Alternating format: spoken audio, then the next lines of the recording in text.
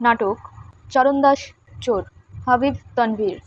নাটকের চরিত্র চরণদাস একজন চোর, হাবিলদার চরণদাসকে যে গ্রেপ্তার করতে চায়। ছাতুওয়ালা একজন কৃষক যাকে চরণদাস লুট করে। মহিলা যার গয়না চরণদাস চুরি করে।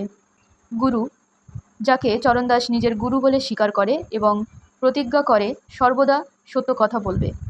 প্রথম চেলা গাঁজাখোর, দ্বিতীয় চেলা মাতাল, তৃতীয় চেলা জুয়ারি, জমিদার সম্পন্ন কৃষক, টেটকু জমিদারের চাকর, পূজারী মন্দিরের পূজারী, মন্ত্রী রাজ্যের মন্ত্রী, মুনিম রাজকোষের রক্ষক, পুরোহিত রাজ্যের পুরোহিত, রানী রাজ্যের রানী, দাসী রানীর দাসী। এছাড়াও অতিরিক্ত সিপাই, পন্থী গায়ক আর দান নেওয়ার জন্য জনতার ভিড়। একটি আয়তক্ষেত্রাকার মঞ্চ যার গভীরতা হবে 6 ফুট, চওড়া 12 ফুট আর উচ্চতা 9 ইঞ্চি। এই মঞ্চের পেছনে কিছুটা বাঁদিক ঘেঁষে একটি গাছ। একদল পন্থী নাচিয়ে আকুলভাবে নেচে গিয়ে চলেছে। সত্যনাম সত্যনাম সত্যনাম, ভজ সত্য সত্যের বাড়া নাই, ভজ গুরু গুরুর সেরা নাই, সত্যের সেই স্বর্গসুধা গুরুই কেবল পারেন দিতে। মহাসত্যের বাস যেখানে, অমৃতফল সেখান থেকে পেড়ে এনে গুরুই পারেন উদ্ধারিতে। গুরু মোদের শেখান দুর্লভ সত্যেরে, অল্প লোকেই আঁকড়ে থাকতে পারে। সত্যের উঁচু তারে বাঁধা যাদের জীবন, গুরু হন শুধু সেই অল্প কজন। সত্যনাম সত্যনাম সত্যনাম। অভিনেতারা নাচতে নাচতে আর গাইতে গাইতে সরে যায়। উল্টো দিক থেকে চরণদাসের প্রবেশ। পিঠে একটা কাপড়ের ভারী বোঁচকা, সেও গাইতে গাইতে প্রবেশ করে। শিকারের খোঁজে বেড়াল চড়ছে, ওঁত পেতে পেতে লাফিয়ে ধরছে ইঁদুর, শেষে নিজেই খাচ্ছে ডিগবাজি। ইঁদুরেরা তার চারপাশ দিয়ে গোঁফ টেনে আর কান মুচড়িয়ে হেসে খিলিখিলি উঠি দুলি দুলি ঘিরে শুধোচ্ছে তারে। তুমি কেমনে ফাঁসলে বাবাজি, ধাঁই ধপাস ডিগবাজি হও শয়ার, ঢাকনা খোলো কি আছে দেখো মধ্যে তার। উঠছে বেড়াল, চাচ্ছে এবার নৈশাহার, ইঁদুর দল হুঁশিয়ার হো হুঁশিয়ার, খুঁড়িয়ে খুঁড়িয়ে শেষে যাবে সে মুড়িয়ে, খোঁজ তালাশ চলছে তার। ধাঁই ধপাস ডিগবাজি হও সওয়ার, ঢাকনা খোলো মধ্যে দেখো কি আছে তার। তার গান শেষ হতে না হতেই দৌড়তে দৌড়তে ঢুকে পড়ে হাবিলদার আর খপ করে চেপে ধরে চরণদাসকে। ধরেছি, ভেবেছিলি পালাতে পারবি তাই না? ওর ভিতর কি আছে সাপ সাপ কবুল কর। তুই জানিস না আমি কি জিনিস। আমি হলাম শ্রী বাবুদাস ঝানু হাবিলদার। চরণদাসকে বার তিনেক জাপটে ধরে ওঠবোস করিয়ে ছুঁড়ে ফেলে মাটিতে। কুঁকড়ে গিয়ে চরণদাস আঁকড়ে ধরে তার গাঁটরি। বেটা বজ্জাত, তোকে আমি কাঠের গুঁড়ো দিয়ে ঠুসে দেব। বেটা নচ্ছার, চোর কোথাকার, নামা তোর বোচকা, এক্ষুনি তোকে জবাই করে মুন্ডুটা হাওয়ায় টাঙিয়ে দেব। বেটা বুদ্ধু, নামা। বাপরে, আমার মুন্ডু কেটে হাওয়ায় টাঙিয়ে দেবে? আরে বাবারে বাবা, আর কি করবে তুমি মহারাজ? তোর হাত পা কেটে ছড়িয়ে দেবো রে নচ্ছার। হে ভগবান, আমার হাত পা কেটে চারধারে ছড়িয়ে দেবে? বাপ রে বাপ, তারপর কি করবে মহারাজ? তোর হাড় মাস বেটে মাংসের তাল বানিয়ে কুত্তাকে খাওয়াবো রে নচ্ছার। আরে বাপ, আমাকে মাংসের তাল বানিয়ে কুত্তাকে খাওয়ানো হবে? চুক চুক চুক, এসব কখন করবে মহারাজ? আমি যদি নিজের মতো চলতে পারতাম তাহলে এক্ষুনি করতাম রে শয়তান। কি আর করি, আমি যে এখন সরকারের নৌকর। নামা গাঁঠরি, নামা বলছি। চরণদাস নারাজ হয়ে তার গাঁটরিটা ছেড়ে দেয়। সে বাঁধন খুলে ভেতরের মালপত্র হাঁটকাতে থাকে। এত জামা কাপড় তোর বাপের নাকি রে নাচ্ছার? ওগুলো আমার না। ওগুলো যে তোর না সে তো জানি, তবে ওগুলো কার? আমার খদ্দেরের। তোর খদ্দের? হা হা হা, তাহলে কি তুই বেটা ধোপা? হ্যাঁ মহারাজ, একেবারে আসল ধোপা। তাহলে সে কথা তুই আগে বলিসনি কেন রে গাধা? সে সুযোগ তুমি আমায় দিলে কোথায় মহারাজ? ঠিক আছে, এখন মন দিয়ে শোন বেটা। এই গ্রামে একটা চুরি হয়েছে। চুরি গেছে একটা সোনার থালা। তুই কি সেটা গেড়িয়েছিস? যদি গেড়িয়ে থাকিস তবে বল, আমি কোথাও কিচ্ছু বলবো না। মালটার আধা আধি বখরা হবে। আমি চুরি করি না মহারাজ। ভালো ভালো, চুরি করাটা কাজের কথা নয়। শোন, তুই তো বাড়ি বাড়ি ঘুরিস আর সবাইকে জানিস চিনিস। যদি কোনোভাবে জানতে পারিস যে চুরিটা কে করেছে, তবে আমাকে জানাবি। আমি তোকে ইনাম দেব। ইনাম দেবে? দেব। আমি এখানে কিছু বলবো না। কেন বলবি না? দেখছো না চারপাশে কত লোক? কোথায়? ওই যে তোমার সামনে দেখো। তাহলে কি করা যায়? চলো ওই ধারে যাই। মঞ্চের একধারে দুজনে সরে আসে। হ্যাঁ, এখন বলে ফেলো। ইনাম দাও। আগে বল। আগে ইনাম। আমার মতো হোমরা চোমরা কর্তাদেরও তুই বিশ্বাস করিস না? তুই হলি ব্যাটা নিচু জাতের বজ্জাত। এই নে 2 টাকা রাখ, পরে আরও পাবি। এখন বলে ফেল। আচ্ছা মহারাজ, তাহলে শোনো, চুরিটা যে করেছে সে একটা চোর। সে তো আমিও জানি। তুমি জানো? আলবাত জানি। তাহলে অপেক্ষা কিসের? যাও গিয়ে তাকে ধরো। কাকে ধরবো? চোরকে। ব্যাটা গবেট, তোকে মারবো এক বাড়ি। আমাকে দেখে কি তোর চোর বলে মনে হচ্ছে? ব্যাটা, আমি তার নামটা জানতে চাইছি। তার নাম? হ্যাঁ মহারাজ, যে চুরি করে তার একটাই নাম, চোর। তার আর অন্য কোনো নাম হয় না। আরে ভাই, যে চুরি করে সে চোর, এ কথা কে না জানে, কিন্তু তার নাম? হাবিলদার এই নিয়ে মাথা ঘামাতে থাকে। চরণদাস ধীরে ধীরে কেটে পড়ে। একটু ঘুরতেই হাবিলদারের চোখ ছানাবড়া হয়ে ওঠে। সে মাটির দিকে এক নজরে তাকিয়ে থাকে। একজন পথিকও তাকে দেখে দাঁড়িয়ে যায়, আর তারই মতো অবাক হয়ে তাকিয়ে থাকে। হাবিলদার আকাশের দিকে মুখ তুলে তাকায়। পথিকও একই রকম করে। হঠাৎ করে হাবিলদারের চোখ পড়ে পথিকের উপর। তারপর দুজনেই স্থির হয়ে যায়। পর মুহূর্তেই পথিক তীর গতিতে দৌড় লাগায়। পিছনে পিছনে ধাওয়া করে হাবিলদার। চরণদাস উল্টো দিক থেকে মঞ্চে ঢোকে। গাঁটরি খুলে তার তলা থেকে বের করে আনে সোনার থালা। এইভাবে আমি সোনার থালাটাকে লুকিয়ে রেখেছিলাম, ওর নজরে পড়েনি। গান ধরে। সব ইঁদুর দৌড়ে পালায়, পিছিয়ে কেবল মুস্কোটা। হাতড়ে খুঁড়িয়ে চিৎপটাং, বিল্লি তার ঘাড়ে শটান। ধাঁই ধপাস ডিগবাজি হও সওয়ার, ঢাকনা খোলো কি আছে দেখো মধ্যে তার। ওরে বাস, এ যে বিল্লিটা, ঢুকরে ওঠ দৌড়ে পালা। ধাঁই ধপাস ডিগবাজি জোর সওয়ার, ঢাকনা তোল মধ্যে দেখ কি আছে তার। কালচে নধর বেগুনটা, হাঁপাচ্ছে যেন ইঞ্জিন, গুড়িয়া একটা মাখন নরম। মন কাড়া এক ছোট পুতুল, নেচে কুদে সে হয় কাবার। মাখন যেমনই চেটে সাবার, বিল্লি পায়ে আকার ঢাকনাটার। ধাঁই ধপাস ডিগবাজি হও সওয়ার, ঢাকনা খোলো মধ্যে দেখো পাবি দেদার। এই সময় একজন গরিব চাষার প্রবেশ। একটা কাপড়ে বাঁধা খানিকটা ছাতু কাঁধের এক পাশে ঝুলছে। ওই পুটলিতে বাঁধা কিরে? ঝটপট দিয়ে যা, না হলে কাঁচা চিবিয়ে খাবো তোকে। ওরে ওরে, আমায় কাঁচা চিবিয়ে খাবি তুই? আমিই তোকে খাবো ব্যাটা হিজড়ে। এখানে আয় আমার সখা। কিছুটা মেয়েলি ঢঙে। বন্ধু, বন্ধু আমার, আমি কি কিছু চাইতে পারি? বলে ফেল। কেমন করে তুই বুঝলি? চাষা হাসতে থাকে। চুপ কর ব্যাটা বজ্জাত। আমাকে দেখে কি তোর হিজড়ে মনে হচ্ছে? চাষা কেমন ভেবড়ে যায়। বুদ্ধু, তোর ওই পুটলিতে আছেটা কি? চল চল নামা, এখানে রাখ ব্যাটা শয়তান। এবার ভাগ ভাগ বলছি। চাষা ভয় পেয়ে পালায়। চরণদাস তার পুটলি খোলে। আরে ছাতু, ধুস কেবল ছাতু। আরে ছাতুওয়ালা, ফিরে আয় ফিরে আয়, ডরাস না। আয় বস, 2 ভাই ভাগাভাগি করে খাই। আয় আয় বস। চেপে ধরে তাকে টানতে থাকে। আরে বুদ্ধু বস না। টানাটানির চোটে চাষি যখন হুমড়ি খেয়ে পড়েছে, সেই সময় চরণদাসের হাত পড়ে যায় তার ট্যাঁকে গোজা খুচরোর উপর। ব্যাটা, এখানে কি লুকিয়ে রেখেছিস? খুচরো কটা কেড়ে নিয়ে দিয়ে দে ওগুলো। এবার ভাগ, যা কেটে পড়। সে মারতে যাওয়ার হাব ভাব করে। চাষা ভয় পেয়ে দৌড় দেয়। চরণদাস গান ধরে। চড়ছে বেড়াল চড়ছে শিকারের খোঁজে ওঁত পেতে। তোয়াক্কা নেই গ্রীষ্ম কিংবা বর্ষাকে। ধাঁই ধপাস ডিগবাজি হও সওয়ার, ঢাকনা খোলো কি আছে দেখো মধ্যে তার। আরে বেড়াল যায় তো ঢাকনা, যত ইঁদুর পালায় দেখ না। ঢাকনা তোলো ভিতরে দেখো কি আছে কি। বেড়াল ঢাকনা ঢাকা বেড়াল, তাই দেখি। ইঁদুরগুলো তো রোজই কমছে, পেটে পড়ায় কি শিষ্ট হচ্ছে।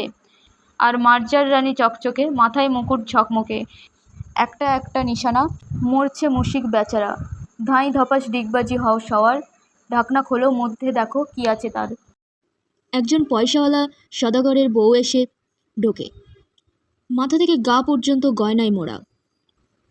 আরে বাপরে, কি ওজনদার গয়না রে! একটুক্ষণ ভাবে, তারপর আচমকাই এলোমেলোভাবে চিৎকার করতে শুরু করে। তোমার কি হলো ভাই, কাঁদছো কেন? কেঁদো না।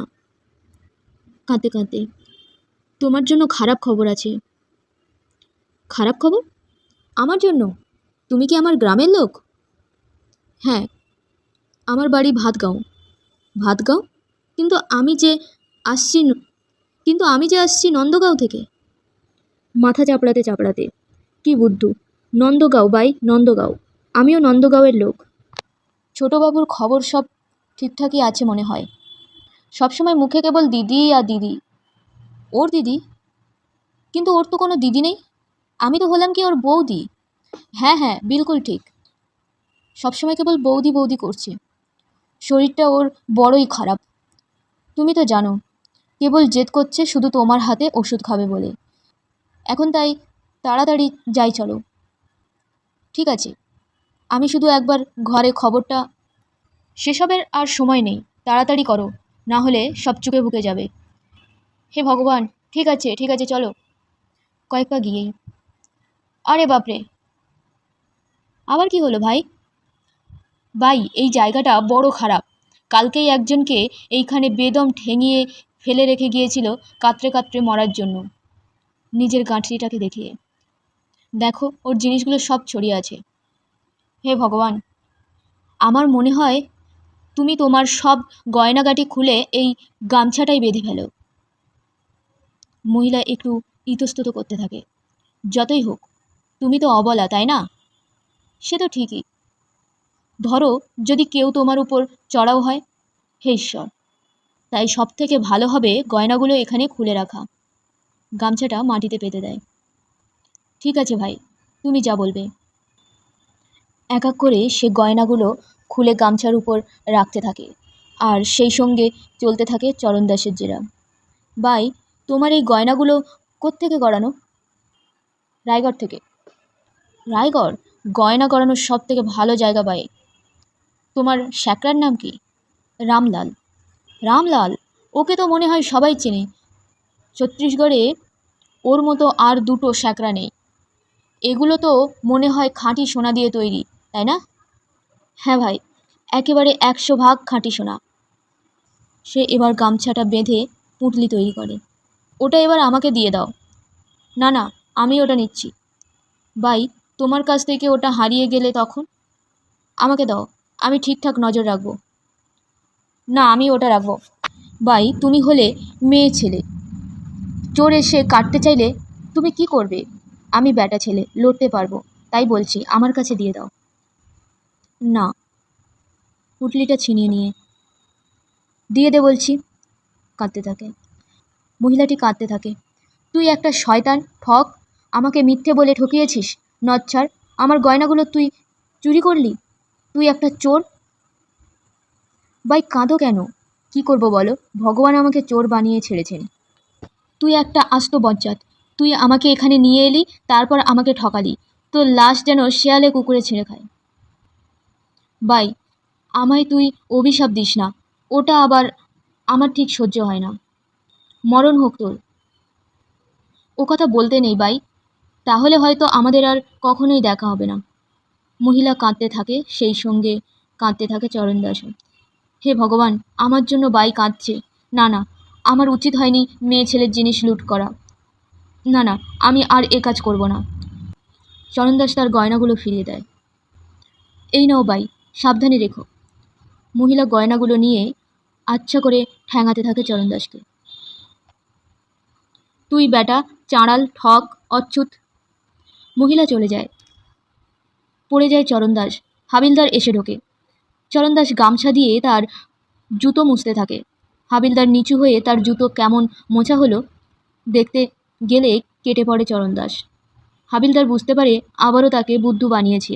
ধাওয়া করে সে চরণদাসের পিছনে। আরে বজ্জাত, তোকে আমি ধরবই। আরে বাচ্চু, তুই পালিয়ে যাবি কোথায়? দ্বিতীয় দৃশ্য। গ্রামের চণ্ডীমণ্ডপ। গুরু গান করতে করতে ঢোকে। বাবা বনে ঘোরে একা, সাধু বনে ঘোরে একা, একা গায়ে কোকিলটা প্রতিধ্বনি যায় শোনা, বাবা গান গায় একাকী, সুখে মগ্ন থাকে গৃহী, পথে চরে ভব ঘুরে, বাবা একা বনে ঘোরে।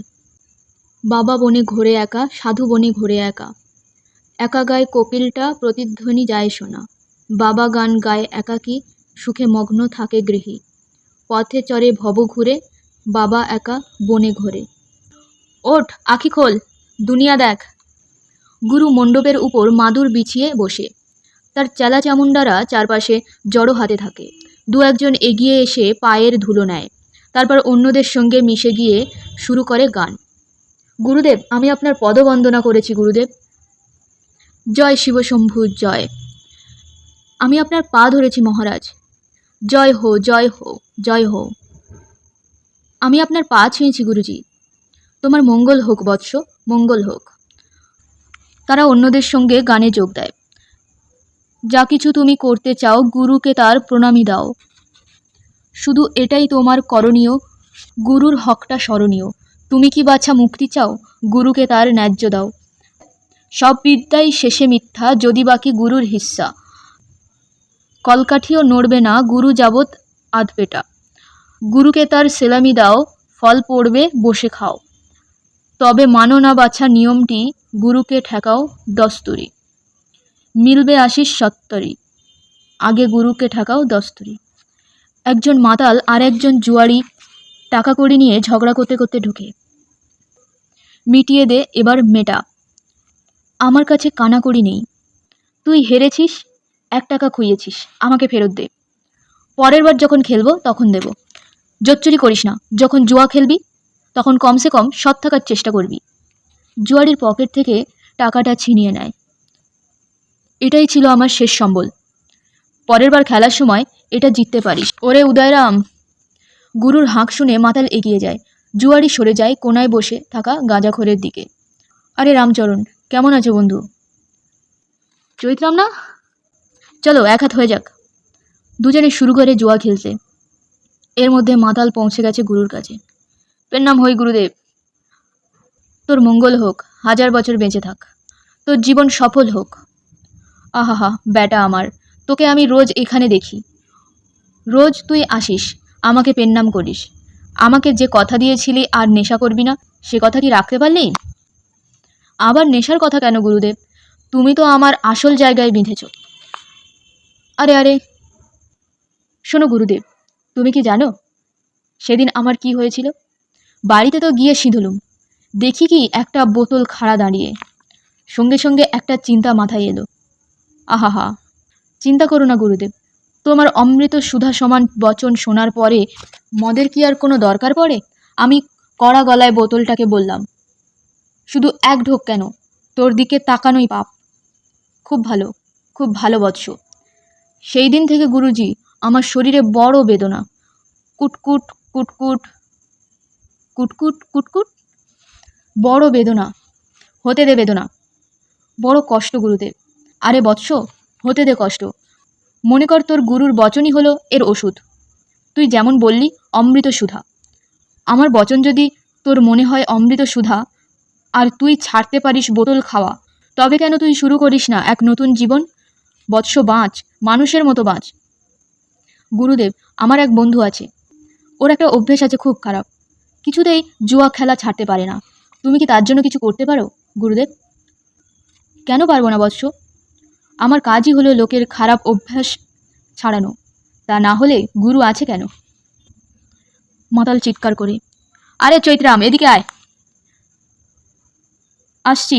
গুরুর বেদির কাছে আসার সময় হাতে তাস ভাঁজতে ভাঁজতে আসে জুয়ারি। আমি অনেক দিন অপেক্ষা করেছিলাম গুরুদেব, কী সব জিনিস তুমি চারপাশে জুটিয়েছ। চলো হয়ে যাক 1 হাত, তুমিই শুরু করো। গুরু হাতের চিমটে দিয়ে ভয় দেখিয়ে, এমন বাড়ি মারবো না খুলি ফুটি ফাটা হয়ে যাবে। তুই ভেবেছিস কি বদমাস, এটা তোর জুয়ার আড্ডা? গুরুদেব, তুমি তো সবার গুরু, দেখিয়ে দাও না একবার কি করে জেতার দান ফেলা যায়। বহুত লোকসান হয়ে গেছে গুরুজি। বাবু, এটা হলো সাধুর আসন। তুই যদি তাসের জাদুই শিখতে চাস তবে তেমন ওস্তাদের খোঁজ কর। চেয়ে দেখ এই বেচারা মাতালটার দিকে, ও এখানে 3 দিন ধরে আসছে। প্রথম যেদিন এলো সেদিন তো নেশায় পুরো টং। না পারে খাড়া হয়ে দাঁড়াতে, না পারে কথা বলতে। আমাকে বলল, গুরুজি আমাকে তোমার শিষ্য করে নাও। আমি বললাম, যা ভাগ, আমি তোর মতো মাতালকে আমার শিষ্য বানাই না। ও সঙ্গে সঙ্গে আমার কাছে শপথ করলো যে আর মদ ছোঁবে না। দেখো, এখনো পর্যন্ত আর ছোঁয়নি।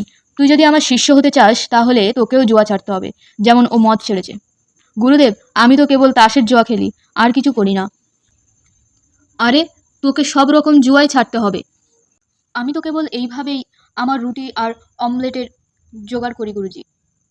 আমার সামনে তুই অমলেটের কথা তুলবি না।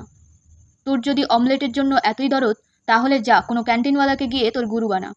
আমাকে যদি তোর গুরু বানাতে চাস তাহলে তোকে জুয়া খেলা বন্ধ করতে হবে। বহুত আচ্ছা গুরুজি, দিলাম ছেড়ে। এখন কি তুমি আমাকে তোমার শিষ্য করবে? আরে, আমার শিষ্য হয় কেবল মানুষ, কোনো কুত্তা বিল্লি নয়। গুরুদেব, কথা দিলাম, আর জুয়া নয়। হাতের তাস নামিয়ে রাখে জুয়ারি। এখন তো আমায় শিষ্য করে নাও। আয়। গাঁজাখোর এক পা করে এগিয়ে আসে। গুরুদেব, আমি কি তোমার শিষ্য হতে পারি না? তিষ্ট বৎস, একে একে হবি। জুয়ারির দিকে ফিরে, বৎস, তোকে এবার গুরু দক্ষিণা দিতে হবে। গুরু দক্ষিণা? বেশি না, কেবল 1 টাকা 25 পয়সা। বাপরে, 1 টাকা 25 পয়সা? কেন, সমস্যাটা কোথায়? এটা কি অনেক নাকি? আমার কাছে কেবল 25 পয়সা আছে গুরুজি। পকেট থেকে বার করতে করতে, বেটা, এটাই হলো সব থেকে কম দক্ষিণা। এই উদয়রাম, আমার 1 টাকা ফেরত দে। আরে, তুই দেখছি ওটা ফিরিয়ে নেওয়ার ফিকির বের করে ফেললি, বেটা জোচ্চোর। টাকাটা সে গুরুর হাতে দেয়। গুরু জুয়ারির কানে মন্ত্র পড়ে। গুরু গাঁজাখোরের দিকে ফিরে বলে ফেলো, বৎস, তোমার কি দোষ? আমার কোনো দোষ নেই গুরুদেব, বিড়ি টানতে টানতে। তাহলে তো তুই দেখছি একজন তৈরি সাধু। তবে আমার কাছে কেন? কাশতে কাশতে, ধোঁয়া কোত্থেকে আসছে রে? মনে হয় ওই কারখানা থেকে গুরুজি। কারখানা? তাজ্জব, এমনটা তো আগে কখনো হয়নি। হাওয়া কোন ধারে বইছে এটা তার উপর নির্ভর করে গুরুজি। গুরুর চোখ পড়ে বিড়ির উপর। ব্যাটা নচ্ছার, আগে কখনো কোনো সাধুর আখড়ায় পা পড়েছে তোর, শয়তান? এই প্রথম গুরুদেব। কোনো জিজ্ঞেসবাদ নেই, এসেই একেবারে স্টিম ইঞ্জিনের মতো বিড়ি টানা শুরু। বলে কিনা কারখানার ধোঁয়া। নিজেই তো এখানে একটা পাওয়ার হাউস চালু করে দিলি। মাফ করো গুরুজি, বেটা, এটা হলো সাধুর আখড়া। তুই যদি আমার শিষ্য হতে চাস তাহলে তোকে ধোঁয়া টানা ছাড়তে হবে, যেমন মাতাল ছেড়েছে মদ, জুয়ারি ছেড়েছে জুয়া। ঠিক আছে গুরুদেব, আমি ছেড়ে দিলাম। বহুত খুব। আরও একটা বলার কথা আছে। কি সেটা? তোকে গুরু দক্ষিণা দিতে হবে। কোনো সমস্যা নেই, আমি দিচ্ছি, এই নাও। নিজের গামছাটা বাড়িয়ে দেয়, যার এক কোনায় কিছু একটা বাধা। সাব্বাস, এই না হলে শিষ্য। এখানে কত আছে রে? পুরো 25-এর বান্ডিল গুরুজি। গুরু গামছার গিঁট খুলতে খুলতে, আরে, এটা আবার কি? আমি তো ভাবলাম 25 টাকা হবে, এ তো দেখছি বিড়ি। তুমি তো আমাকে এক্ষুনি ছাড়তে বললে গুরুদেব, তাই আমি ওগুলো তোমার হাতে ছেড়ে দিলাম। আরে বেটা, আমি তো বিড়ি টানি না, তুইও টানবি না, ওগুলো ছুঁড়ে ফেল। এই দিলাম, ছুঁড়ে ফেলে। বেটা খুব ভালো, এবার আমার খরচের জন্য কিছু দে। গুরু দক্ষিণা? হ্যাঁ, দক্ষিণা, কেবলমাত্র 1 টাকা 25 পয়সা। ওটুকুই আমার কাছে ছিল, ওই দিয়েই বিড়ি কটা কিনেছিলাম। দেখ বেটা, গুরু দক্ষিণা ছাড়া কিচ্ছু হয় না, ওটা লাগবেই। আমার কাছে যে কোনো পয়সা কড়ি নেই গুরুদেব। গুরু ভিক্ষা চাওয়ার ঢঙে, বেটা, যদি কিছু না থাকে তাহলেও ঝেড়ে ঝুড়ে দেখ, অন্তত 1 কাপ চায়ের দাম যদি পাওয়া যায়। আজকে ফুটো করিও নেই, কালকে নিও। ধার? তুই ধার চাইছিস? তাহলে আমার কেমন করে চলবে তুই বল? তাহলে তুমিই বলো গুরুজি, আমারই বা টাকা ছাড়া কেমন করে চলবে? গুরু চিমটে তুলে ভয় দেখাতে দেখাতে, তুই না বলেছিলি যে তোর কোনো দোষ নেই? গাঁজাখোর মাথা বাঁচানোর জন্য ঝুঁকতেই গুরুর চোখে পড়ল তার পাগড়ির ভিতর গোঁজা ছিলিম। এটা কি দেখি, ছিলিম? ঈশ্বর, এই কী সব শিষ্যই না আমার হলো! কোনোটা জুয়ারি, কোনোটা মাতাল, আবার কোনোটা গাঁজাখোর। হে ভগবান, রক্ষা করো। বেটা, তোর যখন আমাকে দেওয়ার মতো কিছু নেই, তখন এই ছিলিমটাই হোক তোর গুরু দক্ষিণা। গুরুদেব, তুমি বলেছো বলে আমি বিড়ি খাওয়া ছেড়ে দিলাম, কিন্তু গাঁজা খাওয়া ছাড়তে পারবো না। ছিলিমটা ছিনিয়ে নিতে চায়। আরে আরে আরে, এটা তো এখন গুরুর সম্পত্তি। তুই তোর দক্ষিণা চাইলেই ফিরিয়ে নিতে পারিস না। জয় ভোলানাথ। কাছে আয়, তোর কানে মন্ত্র দিই। কানে কানে মন্ত্র পড়ে। শুরু হয় গান। এর মধ্যে 3 জন শিষ্য গুরুর নজর এড়িয়ে মঞ্চের একধারে সরে আসে। উদ্দেশ্য গুরুর নজরের বাইরে থাকা। যেসব বদ অভ্যাস তারা ত্যাগ করবে বলেছিল, আবার করে শুরু করে দেয়। মাতাল তার কোমরে গোঁজা বোতল বের করে এক ঢোক খায়। জুয়ারি তার তাসের বান্ডিল ভাঁজতে থাকে। গুরুর সামনে সে যে তাসের বান্ডিলটা রেখেছিল সেটাই সে এরই মধ্যে কায়দা করে হাত সাপাই করেছে। গাঁজাখোর দম দিতে বসে যায়। গান চলতে থাকে। যা কিছু তুমি করতে চাও গুরুকে তার প্রাপ্য দাও, যা কিছু তুমি করতে চাও আগে গুরু দক্ষিণা দাও, জলদি দাও জলদি দাও, নিয়ম মেনে হক ঠেকাও, আশিস কণা নিয়ে যাও। চরণদাস তীর বেগে ছুটতে ছুটতে এসে গুরুর পায়ে লুটিয়ে পড়ে। পিছনে পিছনে আসছিল হাবিলদার। সে মাটিতে শুয়ে থাকা চরণদাসকে টপকে গিয়ে এধার ওধার দেখতে দেখতে বলে, সাধু মহারাজ, তুমি কোনো চোরকে পালাতে দেখলে? আরে বেটা, এখানে কি কোনো চোর আসতে পারে? আর যদি বা এসেও পড়ে তাহলে সে আর কতক্ষণ চোর থাকবে? ডোবার জল যেমন গঙ্গা জলে মিশে শুদ্ধ হয়ে যায়, তেমনই সাধুর আখড়ায় চোর, ছ্যাঁচোর, জুয়ারি, মাতাল, বদমাস একবার এসে পড়লে তারাও শুদ্ধ হয়ে যায়। এখানে কোনো চোর টোর নেই, তুই অন্য জায়গায় গিয়ে দেখ। হাবিলদার চলেই যাচ্ছিল, কিন্তু হঠাৎ সে দাঁড়িয়ে পড়ে। শুনতে পায় জুয়ারি 3জন ঝগড়া করছে। বজ্জাতগুলোকে দেখো, রাস্তার মাঝে কেমন জুয়া খেলছে, কেবল পয়সার শ্রাদ্ধ। এই করে ঘর বাড়ি সব লাটে তুলবি? তোদের বাচ্চারা না খেয়ে ঘুরবে। বজ্জাতের দল, তোদের লজ্জা নেই? মাটিতে ছড়িয়ে থাকা খুচরো সে তাড়াতাড়ি ট্যাঁকে গোজে। ওই, ওখানে কে বসে রে? তুমি ওর কথা জিজ্ঞাসা করছো সরকার? ও তো সাধু মহারাজ। এখানে কবে এলো? হপ্তাখানেক হবে। ও তো আমাদের গুরু। তোদের গুরু? আমার তো দেখে মনে হচ্ছে চোরেদের রাজা। কি বললি? বজ্জাত আমাকে চোরের রাজা বলা? আরে চুপ কর, তোকে কেউ কিছু বলেনি। তুই বলেছিস বজ্জাত। আরে তোরা চুপ করবি? তোরা হাবিলদারের সামনে কথা বলছিস। আমি ওকে মেরে তক্তা করে দেব। এই বুদ্ধুটা আমাদের সবাইকে ঝামেলায় জড়াবে দেখছি। আরে দেখাচ্ছি তোদের কত ধানে কত চাল। শুয়োর, আমি এমন জিনিস দেখাবো না যে পুরো জিন্দেগি মনে থাকবে। হাবিলদার মাতালকে ধরে ঠ্যাঙাতে থাকে। অন্য দুজন তাদের ছাড়ানোর ভান করে হাবিলদারকে পেরে ফেলে। 4জনই জড়াজড়ি করে উল্টে পড়ে। একেবারে নিচে চাপা পড়ে যায় হাবিলদার। ভয়ের চোটে সে হামাগুড়ি দিয়ে বেরিয়ে এসে ঝাঁপিয়ে পড়ে গুরুর পায়ের সামনে, অনেকটা চরণদাসেরই ঢঙে। চরণদাস তখনও গুরুর পায়ের কাছেই পড়ে আছে। সে ফাঁকতালে নজর করে নেয় আর 3জন কোথায় গেল। তারা এর মধ্যেই অন্য ভক্তদের সঙ্গে গিয়ে মিশেছে। এবার হাবিলদারের কাঁধে টোকা মেরে বুঝিয়ে দেয় 3 মক্কেল কেটে পড়েছে। হাবিলদার উঠে পড়ে, টুপিটা কুড়িয়ে নেয়, চরণদাসকে সেলাম ঠুকে কেটে পড়ে। গুরুদেব, বেটা তোর ভালো হোক। ওহো গুরুদেব, তুমি আমায় বাঁচালে। বেটা, আমি তোকে কি বাঁচাবো? বাঁচিয়েছে তো উপরওয়ালা। তুই কে রে? কোত্থেকে এলি? তোর কি নাম? আমি চরণদাস মহারাজ। তুই কি করিস? সে কথা শুধাবেন না গুরুজি। কেন? সে কথা বলতে আমার লজ্জা করে গুরুদেব। কি করিস সেটা বলতে তোর লজ্জা হয়? বুঝেছি। দায়ের কাছে যেমন গর্ভপাত লুকানো যায় না, তেমনই গুরুর কাছে যায় না মিথ্যে বলা। হাবিলদার তোরই খোঁজ করছিল, তাই না? তুই এখানে তার হাত থেকে বাঁচবি বলে লুকিয়েছিস। তুমি তো সবই জানো গুরুদেব, আমি আর কি বলবো। তুই যদি আমার চেলা হতে চাস তবে তোকে চুরি ছাড়তে হবে বেটা। তবে আমি কেমন করে বাঁচবো? কি বা খাবো? আরে তুই কি ভাবিস এই দুনিয়ায় সবাই চুরি করে বেঁচে আছে? একটা চাকরি কর, ঠিকঠাক বাঁচ, কিছুটা ইজ্জত হোক। চুরি ডাকাতি কি বেঁচে থাকার একমাত্র রাস্তা? কিছু বল, বলে ফেল। তুই চাস না আমি তোর গুরু হই? তাহলে শপথ কর। 1000টা নয়, শুধুমাত্র একটা, কেবল একটা জিনিস ছাড়তে হবে। শুধু একটা কেন গুরুদেব? আমি 4টে জিনিস ছাড়ব। কোন 4টে জিনিস? আমার পয়লা শপথ গুরুজি। বল, আমি শুনছি। আমি কখনো সোনার থালায় খাবো না। বহুত আচ্ছা। আমার 2 নম্বর শপথ গুরুজি। আমি শুনছি শুনছি, বলে যা। আমি কখনো হাতির পিঠে চড়ে শোভাযাত্রায় যাব না। বহুত আচ্ছা বহুত আচ্ছা। আমার 3 নম্বর শপথ গুরুজি। বল বল, বলতে থাক। যদি কোনো রানী আমাকে বলে বিয়ে করো বিয়ে করো, আমি রাজি হব না, সে যতই সুন্দরী আর মিষ্টি হোক না কেন। আমি কখনো কোনো রানীকে বিয়ে করব না গুরুজি। চমৎকার চমৎকার। আমার 4 নম্বর শপথ গুরুজি। এটা নিশ্চয়ই বড়সড় কিছু হবে। আমি শুনছি, বল। যদি সারা দেশের লোক আমার পায়ে পড়ে বলে চরণদাস তুমি আমাদের রাজা হও, সিংহাসনে বসো, আমি বলবো না, আমি তোমাদের রাজা হব না। গুরু হাসতে হাসতে, বেটা, আমি তোর সব কটা শপথ শুনলাম। তুই সোনার থালায় খেতে চাস না। শুনে মনে হয় ছোটবেলা থেকে সোনার থালায় খেয়ে খেয়ে তোর অরুচি হয়ে গেছে, আর তাই আজ তুই গুরুর সামনে শপথ নিলি যে সোনার থালায় খাবি না। বহুত আচ্ছা। তারপর তুই বললি যে হাতির পিঠে চড়ে মিছিল করবি না। যেন তুই একজন মস্ত বড় নেতা মিছিল করে করে ক্লান্ত হয়ে পড়েছিস, তাই গুরুর কাছে শপথ নিলি এসব ছাড়তে চাস। ঠিক আছে, দেশের রানী তো ঠিক আছে, দেশের রানী তো তোর প্রেমে পাগল, তাই না? আজ থেকে তুই শপথ নিয়েছিস, রানী যতই চাক না কেন তুই তাকে বিয়ে করবি না। কি বিরাট সাধক আমার! তোর 4 নম্বর শপথ হলো তুই দেশের রাজা হতে চাস না। সারা দেশ তোকে রাজা বানাতে চাইছে, তাই না?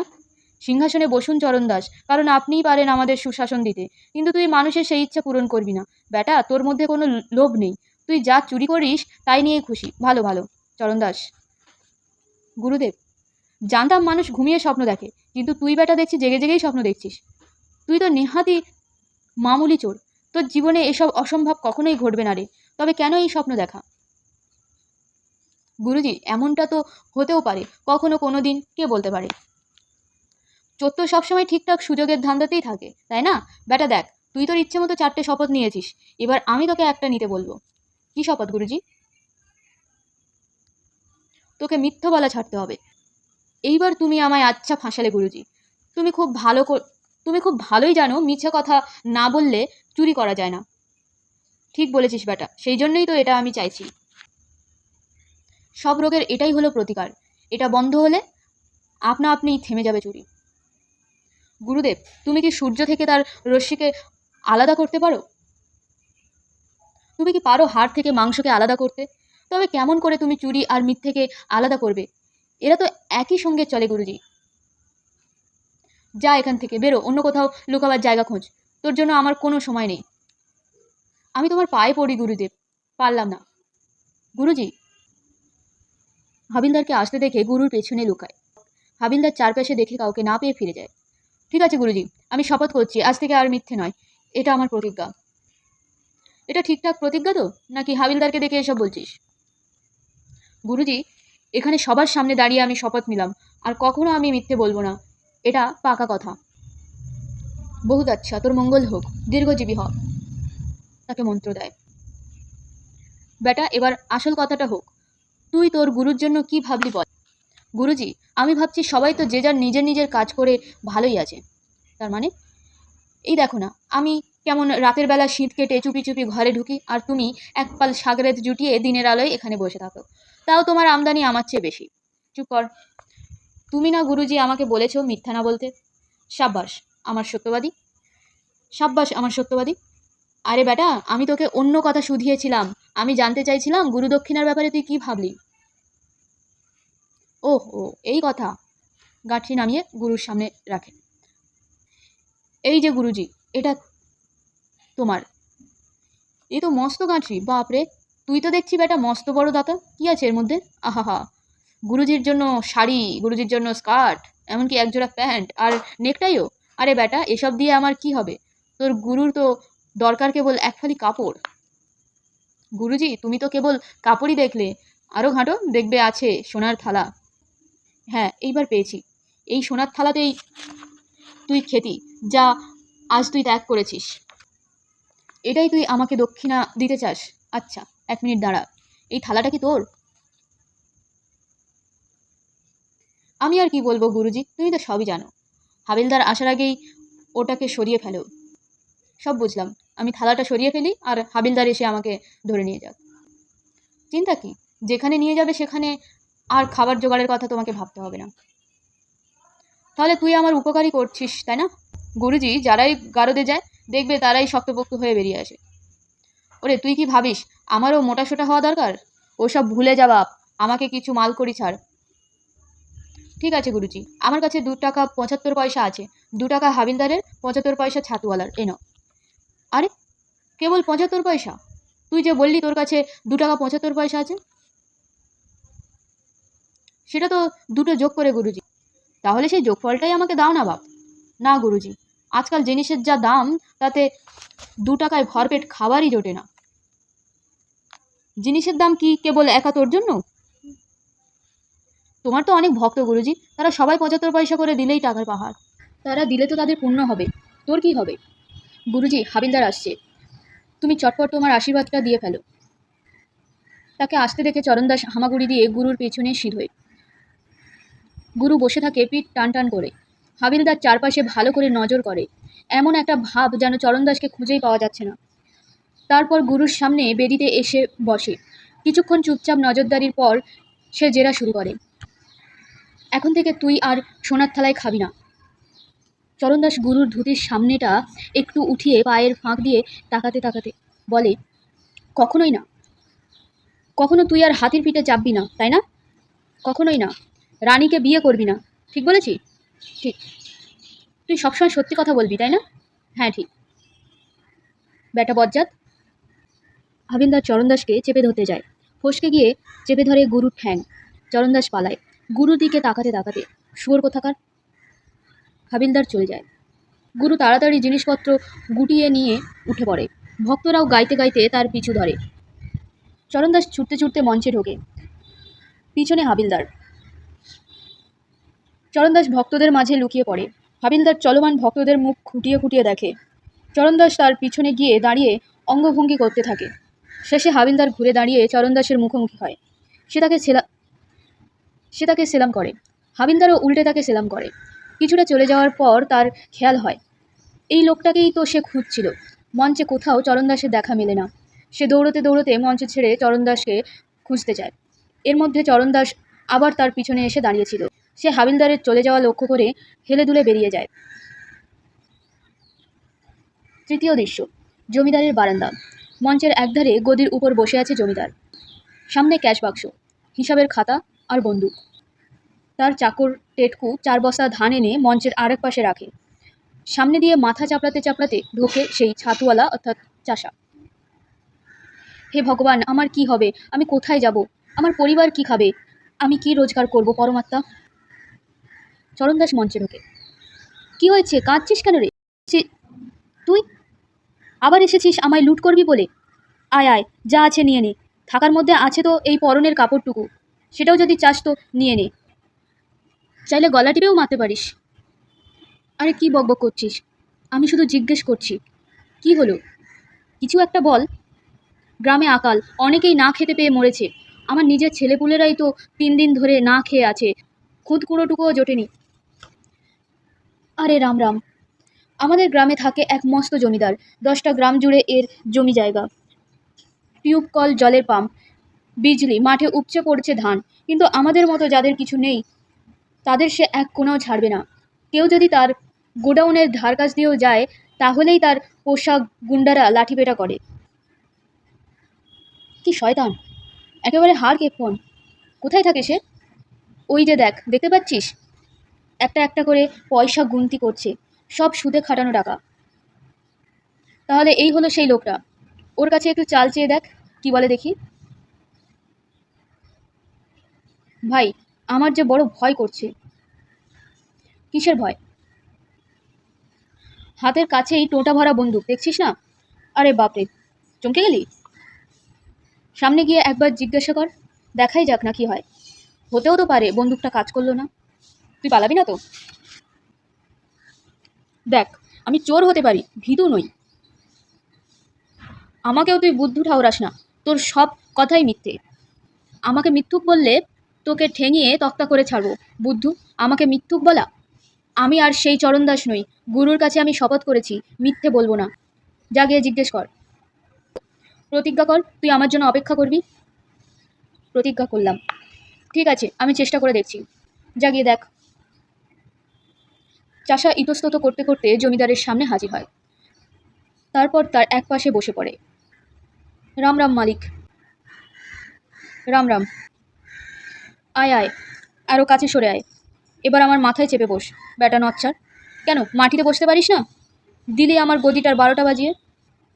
ভুল হয়ে গেছে মালিক, এবারের মতো মাফ করে দাও। ভুল? তোর কোথায় জায়গা সেটাও জানিস না? মালিক, আমি তোমার সঙ্গে দেখা করতে এলাম। কিসের জন্য? আমার ছেলেপুলেরা 3 দিন না খেয়ে খেয়ে মরতে বসেছে।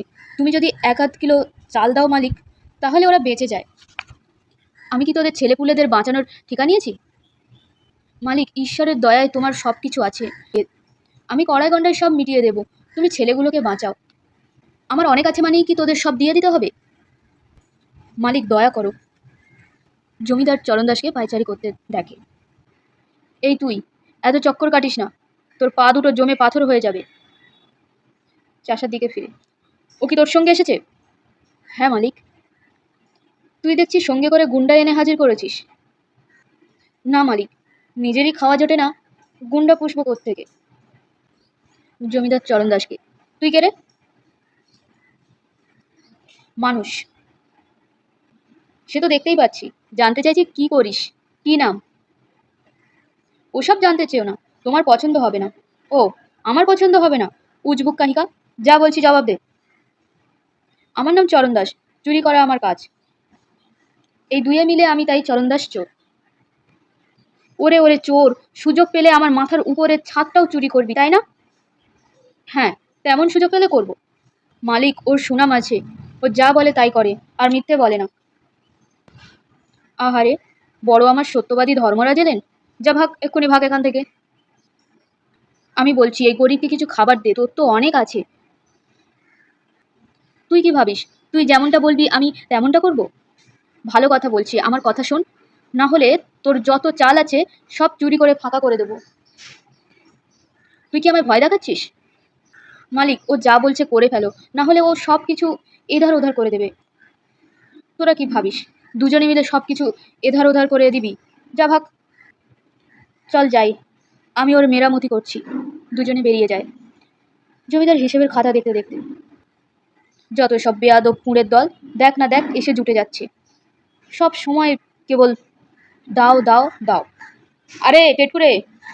টেটকু ছুটতে ছুটতে ঢুকে। হ্যাঁ মালিক। এখানে যে দুটো এসেছিল একেবারে পাক্কা বদমাস, কুঁড়ের বাদশা। কিছুটা হাবিজাবি বকলো, আমার তো দেখে মনে হলো একেবারে পাকা চোর। চোর? আরে মালিক, আমি না এখানে হাজির, কিসের চিন্তা তোমার? ভুলে যাও ওসব কথা। অমন চোর গন্ডায় গন্ডায় মেলে, রাস্তাগুলো সব ওই চোরে ঠাসা। একজন তো খুব জোর দিয়ে বলল, সে যা বলে তাই নাকি করে। যত সব ফালতু কথা মালিক, তুমি ওই নিয়ে ভেবো না। আমি এক্ষুনি গোডাউনের জন্য দারোয়ান ঠিক করছি, বেশি চিন্তা করো না। পেটকু চলে যায়। জমিদার হিসেবের খাতা দেখতে দেখতে, যখনই দেখো শুধু দাও দাও আর দাও। পেটকু ফিরে আসে। আর একটা কাজ করিস, যদি ওরা কোনো শয়তানির মতলব ভাঁজে, গ্রামের লোকেদের একটু বলবি, আমি হাঁক পারলেই যেন লাঠি নিয়ে হাজির হয়ে যায় সব। মালিক, ওরা সব চলে আসবে, তোমার আওয়াজ শুনলেই ওরা লাঠি সোঁটা নিয়ে দেখবে ছুটতে ছুটতে হাজির। টেটকু চলে যায়। সবসময় শুধু দাও দাও আর দাও। আরে টেটকু রে! টেটকু ফিরে আসে। আবার কি হলো মালিক? তুই কি চালের বস্তাগুলো গুনতি করলি? এখনো করিনি, এবার করব। এবার করব কি মালিক? হ্যাঁ, গুনতি করে আমাকে বল কতগুলো হলো। হিসেবের খাতার দিকে ফিরে, যখন দেখো শুধু দাও দাও আর দাও। টেটকু বস্তা গুনে, 380টা বস্তা মালিক। ঠিকঠাক গুনতি করলি? হ্যাঁ মালিক। শুধু দাও দাও আর দাও। দাও। ইশারায় বিড়ি চায়। কি? একটা বিড়ি দাও মালিক। আমার ঘোড়াটাকে দানা পানি দিলি? এখনো দিইনি মালিক। তাহলে আগে যা দিয়ে আয়, পরে বিড়ি খাবি। একদল রওয়াত নাচিয়ে এসে ঢোকে। এদের সঙ্গে ছদ্মবেশ ধরে এসেছে চরণদাস আর চাষা। নাচিয়েরা যখন ঘুরে ঘুরে নাচছে আর গাইছে, তারা দুজনে গুদাম থেকে একটা একটা করে চালের বস্তা সরিয়ে ফেলতে থাকে। টেটকু আর জমিদার বুঁদ হয়ে দেখতে থাকে নাচ। রওয়াত দলের সর্দার নাচের শেষে জমিদারকে প্রণাম করে কিছু বকশিস নেয়, তারপর দলবল নিয়ে চলে যায়। কি মজা তাই না রে টেটকু? দারুণ মজা মালিক। কি নাচটাই না নাচলো, খুব ভালো নেচেছে মালিক। জমিদার হঠাৎ নজর করে, আরে বস্তাগুলো কোথায়? ঠিক জায়গাতেই আছে মালিক। এখন কোথায় আছে? কে জানে মালিক। আরে তোকে না আমি হুঁশিয়ার থাকতে বললাম, আর তুই কি না আমারই মতো নাচ দেখতে বসে গেলি? আমি তো একটু দেখেছি মালিক, খুব অল্প। আরে পাঁঠা, তোর অল্প দেখাই যে আমার বহু টাকার ক্ষতি হলো। যাই গিয়ে ঘোড়াটাকে দানা পানি দিই। কোত্থেকে দিবি রে পাঁঠা? না না, আগে গিয়ে ভান্ডারটা নিয়ে আয়, গ্রামের লোকেদের হাঁক পাড়। হাঁক দে হাঁক দে। ছুটে আয় ছুটে আয়, আমাদের চাল সব চুরি হয়ে গেল। আওয়াজ শোনা যায়, ছুটে আয় সব ছুটে আয়। জমিদার চলে যায়। টেটকু ছুটতে থাকে চিৎকার করতে করতে। একদল গ্রামের লোক লাঠি সোঁটা নিয়ে দৌড়ে মঞ্চ পার হয়ে যায়। চতুর্থ দৃশ্য, গ্রামের চণ্ডীমণ্ডপ। ছাতুওয়ালা এক বস্তা চাল নিয়ে আসে। সে আর চরণদাস গিয়ে বসে বেদির উপর। তারা ব্যস্ত হয়ে পড়ে চাল বিলোতে। গ্রামের ছোকরা বুড়ো ছেলে মেয়ে একদিক থেকে লম্বা মিছিল করে আসে। তারপর ভাগের চালটুকু নিয়ে বেরিয়ে যায় অন্য দিক দিয়ে। তারা সবাই মিলে গান ধরে, শোনো শোনো ভাই বোনেরা শোনো বলি বটে, চরণদাস চোর নয়কো নয়কো চোর মোটে, ধনির প্রাসাদ লুটে পুটে গরিবকে দেয় বেঁটে বুটে, চারিদিকে সব ঘুরছে ঠক দেখতে সাধু যারা, জমকালো পাগড়ি মাথে পায়ে নাগরা জোড়া, যদি তাদের প্যাঁটরা খোলো দেখতে পাবে খাসা, ফন্দি করে জুলুম করে চোরাই মালে ঠাসা, শোনো সব ভাই বোনেরা শোনো বলি বটে, চরণদাস নয়কো চোর নয়কো চোর মোটে, চালাকি চলে না কভু সত্যের সনে, জমিদার পুলিশও সেটা ভালো করে জানে, জগতের বড় সত্য সত্যেই পাবে মোক্ষ, সত্য পথে থাকলে হবে দেবের সমকক্ষ, শোনো শোনো ভাই বোনেরা শোনো বলি বটে, চরণদাস চোর নয়কো নয়কো চোর মোটে। জমিদার মিছিলের সঙ্গে এসে পৌঁছয়। চরণদাস তাকে নজর করেনি। এবার চরণদাসের টুটি চেপে ধরে। আরে তুই তুই না নিজেকে বলিস চরণদাস চোর? তুই চোর, আমি নই। তোর এত বড় হিম্মত আমাকে বলিস চোর? হ্যাঁ বলিই তো চোর। চোর? Police police! চোর চোর! হাবিলদার ছুটতে ছুটতে আসে। ওকে পাকড়া, ওকে পাকড়া! হাবিলদার এসে জমিদারকে চেপে ধরে। চরণদাস আর চাষা চুপি চুপি কেটে পড়ে সবার নজর এড়িয়ে। তোর খুব ঠ্যাঙানি খাওয়ার শখ হয়েছে তাই না রে? আমি তোর হাত পা ভাঙবো। এবার তোকে পেয়েছি নচ্ছার। আরে তুই কি চোখের মাথা খেয়েছিস? আমি তো জমিদার, আর চোর বেটা তো পগার পার। হে ভগবান, আবার গন্ডগোল! আমাকে মাফ করো হুজুর। চরণদাসের খোঁজে এদিক সেদিক তাকায়। মালিক তুমি শুধু দেখে যাও, একবার ব্যাটাকে হাতে পেলে আমি কি করি। ব্যাটা সব সময় ছুটছে, কখনো একটু থামে না, তাই না? এখানে দাঁড়িয়ে না থেকে ওর খোঁজ কর। হাবিলদারের চোখ পড়ে একজন পথ চলতি মানুষের উপর, যাকে সে আগেও দেখেছে। থমকে যায়, তারপর দৌড় লাগায়। হাবিলদার তার পিছনে ধাওয়া করে। পঞ্চম দৃশ্য। একটা মন্দির, পুজো চলছে। হাবিলদারকে দেখতে পেয়ে চরণদাস মন্দিরের ভিতর ভক্তদের ভিড়ে ঢুকে পড়ে। হাবিলদার আসে, চারধার নজর করে, তারপর সেও গিয়ে মন্দিরের ভিতর ঢোকে। সে একে একে ভক্তদের নজর করতে থাকে। চরণদাসও কেবল পাল্টাতে থাকে নিজের জায়গা।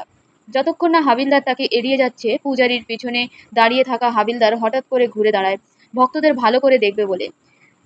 চরণদাস যে তার পাশেই দাঁড়িয়েছিল হাঁটু মুড়ে বসে পড়ে। হাবিলদারও দুই হাত জড়ো করে গাইতে থাকে ভজন। এই ভজন আসলে শ্রীরামচন্দ্রের বন্দনা। কৌশল্যা পুত্র রামচন্দ্র অতি দয়াময়, মুনি ঋষির মন তিনি করেছেন জয়, তারে হেরি মায়ের মন ভরে সন্তোষে, মেঘকৃষ্ণ চতুর্বাহু দেখিয়া হরষে, শঙ্খচক্র পদ্মপাণি তিনি ধনুর্ধারী, অতুল লাবণ্য রাশি বিশাল অক্ষিতারী, যত্নে পুষ্পে সজ্জিত অসুর সংহারী, জড়হস্তে মা সুধান হে তুমি অনন্ত, কেমনে জানাই বলো তোমারে স্বাগত, বেদ পুরাণ কহে প্রশংসি তোমারে, মায়া মোহ জ্ঞান হতে তুমি যে উপরে, সাধুজনে কহে তুমি গুণের আধার, ভক্তজনে তুমি স্নেহের ভাণ্ডার, ফলাফলে শঙ্কা নাই হে লক্ষ্মীপতি, প্রকাশিলে নাথ করিতে মোর গতি, জয় জয় রাম লালা, জয় জয় জনক লালী, জয় জয় মাখন লাল বজরং বলি, শ্রীরাম জয় জয় রাম, অমিত শক্তিধর রক্তাভ বদন, ভয়াল রূপ তার পবন নন্দন, জ্ঞানী শ্রেষ্ঠ গুণাবতার বানর কুলপতি, রঘুনাথ শিষ্য তুমি তোমার প্রণতি। পুজো শেষ হলে পূজারী থালা হাতে ঘুরতে থাকে। উদ্দেশ্য প্রসাদ বিতরণ আর প্রণামী সংগ্রহ। মহিলা ও পুরুষেরা থালার উপর প্রণামী বলে কিছু কিছু খুচরো পয়সা রেখে চলে যায়। এদের মধ্যে সবার শেষে যায় হাবিলদার। চরণদাস এতক্ষণ তার পিছনে লুকিয়েছিল। হাবিলদার প্রসাদ নিয়ে পূজারীর মুখটা ভালো করে দেখবে বলে ঘুরে ফিরে দেখে। ভালো মতো জরিপ করা হলে সে বলে মাফ করো। তারপর আস্তে আস্তে বেরিয়ে গিয়ে মন্দিরের চাতালে বসে ধরায় বিড়ি। চরণদাস থালার উপর একরাশ হিরে জহরাত ঢেলে দেয়। আরে বাপরে, এ তো দেখি ঐশ্বর্যের পাহাড়। তুমি কি সবটাই দিয়ে দিতে চাইছো? হ্যাঁ মহারাজ। ধন্য হে ঈশ্বর, তুমি তো দেখছি দরাজ দিন। তোমার নাম কি বৎস? চরণদাস। তুমি কি করো? চুরি করি। আমি যে চোর। যে এত প্রণামী দিতে পারে সে কি কখনো চোর হয়? আমি তোমার কথা বিশ্বাস করতে পারলাম না। তুমি নিশ্চয়ই মজা করছো। সাধু সন্ন্যাসীদের সঙ্গে মজা করতে নেই বাপ। তুমি এখানে কি মনে করে? আমি আরো ধন দৌলত চাইতে এসেছি মহারাজ। কি বললে? আরো ধন দৌলত? হ্যাঁ, আজ তুমি যা ঈশ্বরের পায়ে ঢেলে দিলে, এর দুগুণ ঈশ্বর তোমায় ফিরিয়ে দেবেন। তুমি এখানে কতক্ষণ থাকতে চাও বৎস? ঈশ্বর আমার ইচ্ছা পূরণ করলেই আমি চলে যাব মহারাজ। বৎস, তোমার মতো লোকের ইচ্ছা ঈশ্বর কখনোই অপূর্ণ রাখবেন না। আজ রাতটা তুমি এখানেই থেকে যাও। হাত মুখ ধোও, বিশ্রাম নাও, প্রসাদ খাও, তারপর ধীরে সুস্থে কালকে চলে যেও। আমাকে থাকতে বলো না মহারাজ। কেন বলবো না? তাতে তোমারই লোকসান। আরে বৎস, এটা তো ঈশ্বরেরই গৃহ, তুমি শুধু তোমার লাভের কথা ভাবো। লোকসানের বোঝা ঈশ্বরের উপর ছেড়ে দাও, তিনিই সেসব বুঝে নেবেন। এই নাও প্রসাদ, এবার খেয়ে ঘুমিয়ে পড়ো। তুমি যেমনটা বলবে মহারাজ। এবার শান্তিতে ঘুমাতে যাও। চরণদাস শুয়ে পড়ে। পূজারী গোছগাছ সেরে মন্ত্র পড়তে পড়তে তার পাশে এসে শুয়ে পড়ে। একটু পরেই সে ঘুমিয়ে পড়ে। পূজারী নাক ডাকতে থাকে। চরণদাস চেষ্টা করে উঠে পড়তে। ঠিক সেই সময় পূজারী তার ঠ্যাংটা বাড়িয়ে দেয় চরণদাসের দিকে। চরণদাসও শুরু করে দেয় তার পা টিপতে। আহা বৎস, ঈশ্বর তোমার মঙ্গল করুন, তোমার হৃদয়ে করুণা অপার। চরণদাস তার পা টিপতেই থাকে যতক্ষণ না সে ভালো মতো ঘুমিয়ে পড়ে। তারপর সে ধীরে ধীরে পা টিপে টিপে এগিয়ে যায় বিগ্রহের দিকে। পূজারী তার থাইয়ের উপর বসা একটা মশা চটাস করে মারে। একটুক্ষণ অপেক্ষা করে চরণদাস মন্দিরে যা কিছু দামি সব হাতিয়ে নেয়, এমনকি তার দান করা হিরে জহরত পর্যন্ত।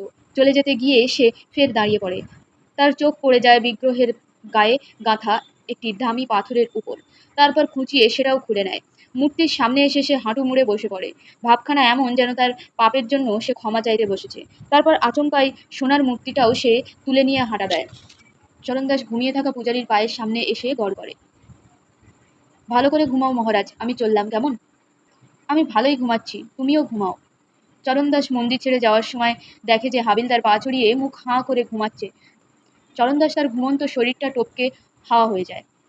পূজারী আধো ঘুমে চরণদাসকে হাতড়াতে থাকে। বৎস, কোথায় গেলি? বোধহয় ছোট বাইরে। হাই তুলে পাশ ফিরে শোয়, আবার জেগে ওঠে। দেখে চরণদাস নেই। এখনো ফিরল না?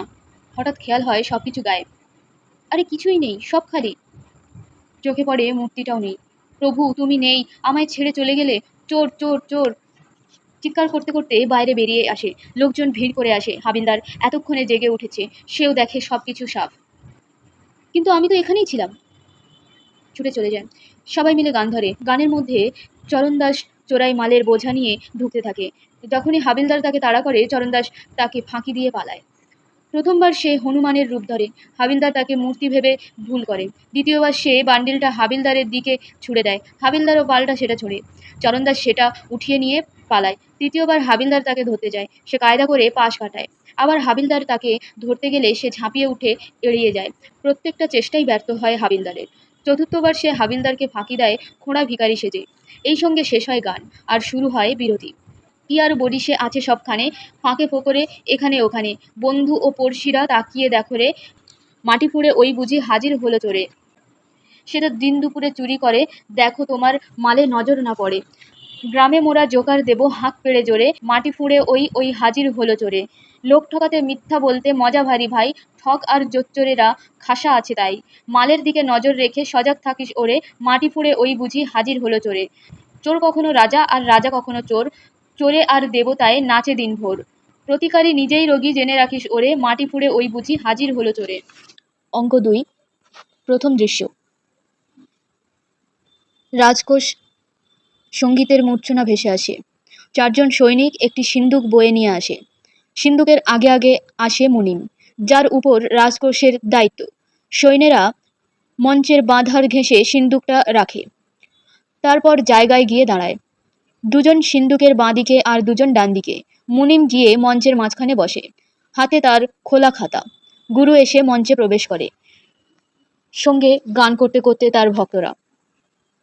বাবা বনে ঘোরে একা, সাধু বনে ঘোরে একা, সাধুকে পরাও বাঘছাল, কেরানিকে দাও রুটি ডাল, পিয়ন খুশ 1 কাপ চায়ে, কাজ কি বলো কথা বাড়ায়, টাকা ফেললেই কাজ সারা, এ কথাটা সবার বাড়া। পেন নাম হই গুরুজি। জয় হো জয় হো। তুমি নিশ্চয়ই আমাকে ভোলোনি মহারাজ। আরে বেটা, তোকে কি কেউ ভুলতে পারে? তোর নাম তো লোকের মুখে মুখে রে। আমার যত চেলা, তার মধ্যে বেটা কেবল তুই চরণদাস আমার মুখ রেখেছিস। হ্যাঁ গুরুদেব, আমি আমার প্রতিজ্ঞা পালন করেছি। আমি আর মিথ্যে বলি না। চুরি করা তুই ছাড়িসনি, তবে কেমন করে এটা সম্ভব হলো সেটাই আশ্চর্য। আসলে গুরুজি, আমি আর ঠিক তেমনভাবে চুরি করি না। তোমার আশীর্বাদে আমি প্রচুর ধন দৌলত কামিয়েছি। কেবল একটা জিনিস চুরি করাই শুধু বাকি থেকে গেছে। সেটা হয়ে গেলে আমি চুরি করাই ছেড়ে দেব। বেটা, তোর সেই চুরিটা তাহলে কি, যা তুই করতে চাস? গুরুজি, একবার ওই দিকটায় নজর ফেরাও। আরে বাপরে, তুই রাজকোষ লুটতে চাস? আরে বেটা, ও কাজ তোর দ্বারা হবে না। মহারানী কোনো মতেই ছাড়বেন না, যতক্ষণ না তুই ধরা পড়িস আর তোর সাজা হয়। আরে তুই না বললি তোর প্রচুর ধন দৌলত হয়েছে, তবে কেন তুই আমার সেবায় লেগে পড়ছিস না? তাহলে তো আর কোনো ঝামেলা থাকে না। গুরুজি, আজ থেকে তুমি নিশ্চিন্তে থাকতে পারো। আমরা যখন দুজন দুজনকে খুঁজে পেয়েছি তখন তোমার আর কোনো চিন্তা নেই। তোমাকে ছেড়ে আমি আর যাচ্ছি না। তুমি আমার সঙ্গে থাকো, আমি দিনরাত তোমার দেখভাল করব। আমি চট করে গিয়ে রাজকোষ লুটে আবার ফিরে আসছি। বেটা, ওসব করতে যাসনি, তুই আবার ফিরে আসতে পারবি না। শুনেছি নতুন কেউ একজন মন্ত্রী হবে। হতে দাও মহারাজ, আমার কেবল একটাই ইচ্ছে বাকি, রাজকোষ লুট করব। সেটাই যদি আমি না করতে পারি তাহলে আমার নাম চরণ দাস চোর নয়, এই নাম আমি আর রাখবো না। তুমি কি বলো গুরুজি, নতুন মন্ত্রী আসার কথা আছে? হ্যাঁ, তাই শহরের চারধারে কড়া নজরদারি। তার আসার কারণ কি? সে এসে রাজকোষের হিসেব নেবে। গোটা শহর সে কথা জানে। আহা, আমার মাথায় একটা ফোন দিয়ে এসেছে। কি? আমি এক্ষুনি আসছি। যাওয়ার জন্য ঘুরে দাঁড়ায়। গুরু তার পিছনে পিছনে। আরে শুনে যা চরণ দাস। গুরুজি, তুমি চিন্তা করো না, সিধে আমার বাড়ি চলে যাও। যাকে হোক শুধিয়ে নিও। সবাই আমার বাড়ি চেনে, তারাই তোমায় দেখিয়ে দেবে। শুনে যা। তুমি দাঁড়াও, আমি এই গেলাম আর এলাম। একবার দেখ ওখানে কে এলো। ওই বুঝি নতুন মন্ত্রী? তাই তো মনে হচ্ছে চরণ দাস। গুরুজি, তুমি একটু মন্ত্রীকে ঠেকাও। কেন? ওর সঙ্গে একটু বক বক জুড়ে দাও। আমি পারবো না রে। গুরুজি, তোমার কাছে আমার এই একটাই চাওয়া, আমার এই কথাটা রাখো।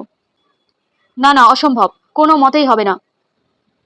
গুরুজি, এটাই আমার শেষ চুরি, শুধু এই একটিবার সাহায্য চাইছি, তোমার পায়ে পড়ি গুরুজি। আরে চরণ দাস, তুই কি আমাকে তোর সাথে ফাটকে যেতে বলছিস? তেমন যদি কিছু হয় গুরুজি, তবে আমি তোমাকে বের করে আনবো।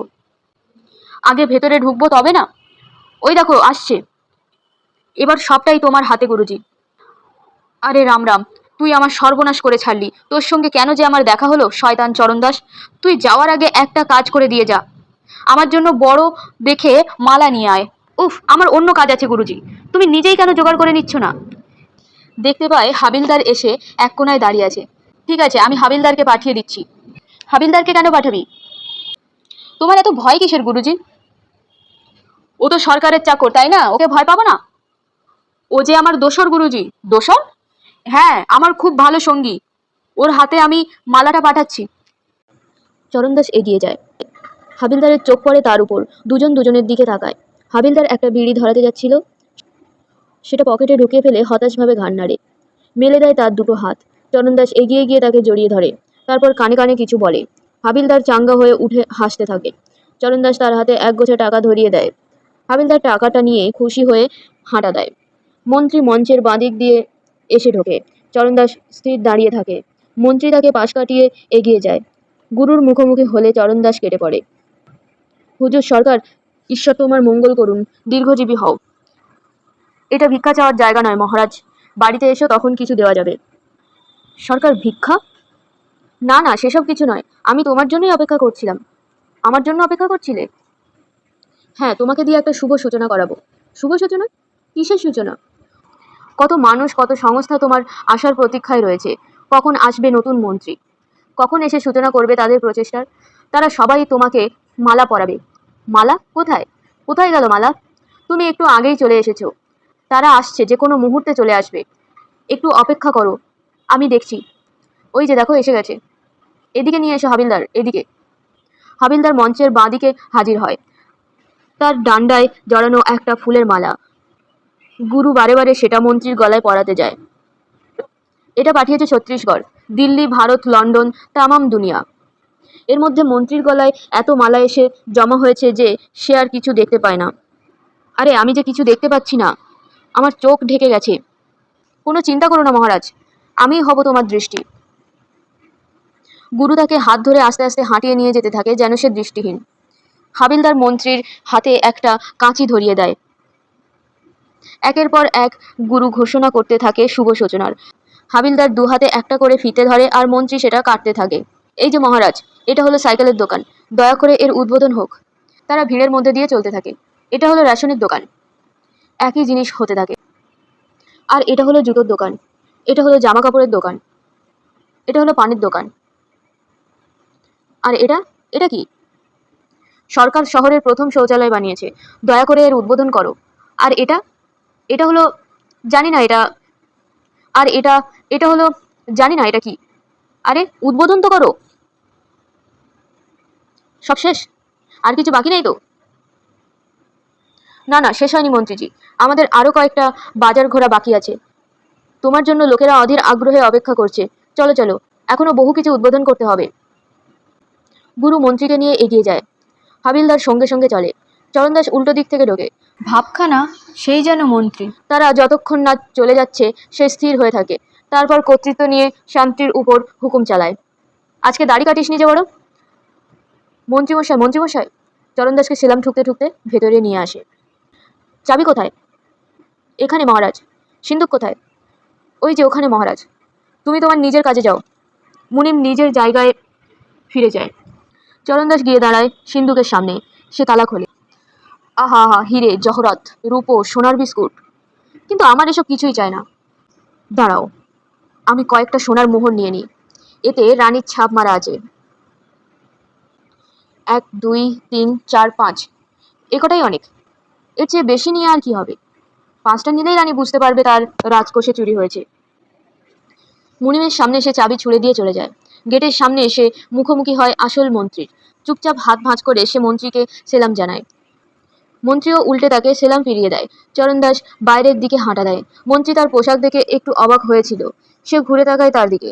চরণদাস তাকে আবার সেলাম করে ছুট দেয়। মন্ত্রীর ভিতরে ঢুকতে গেলে শান্তিরা তাকে বাধা দেয়। তাড়াতাড়ি বল্লম উঁচিয়ে তাকে ঠেকিয়ে রাখে। কি ঔদ্ধত্য, কি সাহস! কোথায় যাবে ভাবছো? তুই জানিস না আমি কে? ধর ধর, যেতে দিস না। তোদের সব কি হয়েছে? তোরা দেখতে পাচ্ছিস না আমি কে? আমি হলাম নতুন মন্ত্রী। আমি এসেছি রাজকোষের হিসেব মেলাতে। তুই মন্ত্রী না আরো কিছু, বেটা বজ্জাত, ঠগ, জোচ্চোর। কেবল নতুন সেজে এলেই হবে? মন্ত্রীমশাই এসেছিলেন, সবকিছু দেখে ঘুরে চলে গেছেন। তুই বেটা দূর হ, অন্য কাউকে বুদ্ধু বানাস। মন্ত্রীমশাই এসে ঘুরে গেছেন? বুদ্ধু কাইকা, সে বেটা চোর হবে। আমিই হলাম সাচ্চা মন্ত্রী। সে তাহলে নিশ্চয়ই চোর। আপনিই হলেন আসল মন্ত্রী। আরে আমাকে মাফ করে দিন মন্ত্রীমশাই, দয়া করে মাফ করে দিন। আমি আপনাকে চিনতে পারিনি। এখন ভাবতে গিয়ে দেখছি সেই লোকটার পায়ে জুতো ছিল না। মারাত্মক ভুল। দয়া করে আমাকে মাফ করুন। যাও গিয়ে কোষাগার দেখো, অবশ্যই কিছু চুরি হয়েছে। সে গিয়ে মুনিমের জায়গায় বসে আর মুনিম যায় দেখতে। মুনিম জিনিস মেলাতে থাকে। এটা তো ঠিক আছে, এটাও ঠিক।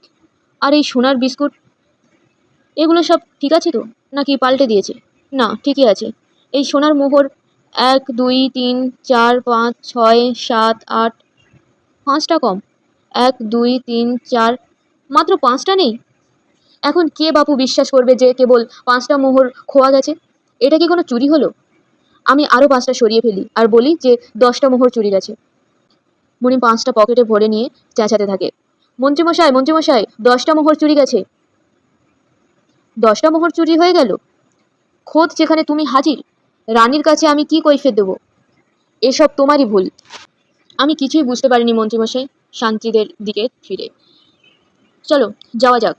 তার মুনিপ, তারপর মন্ত্রীরা, তারপর শান্তিরা।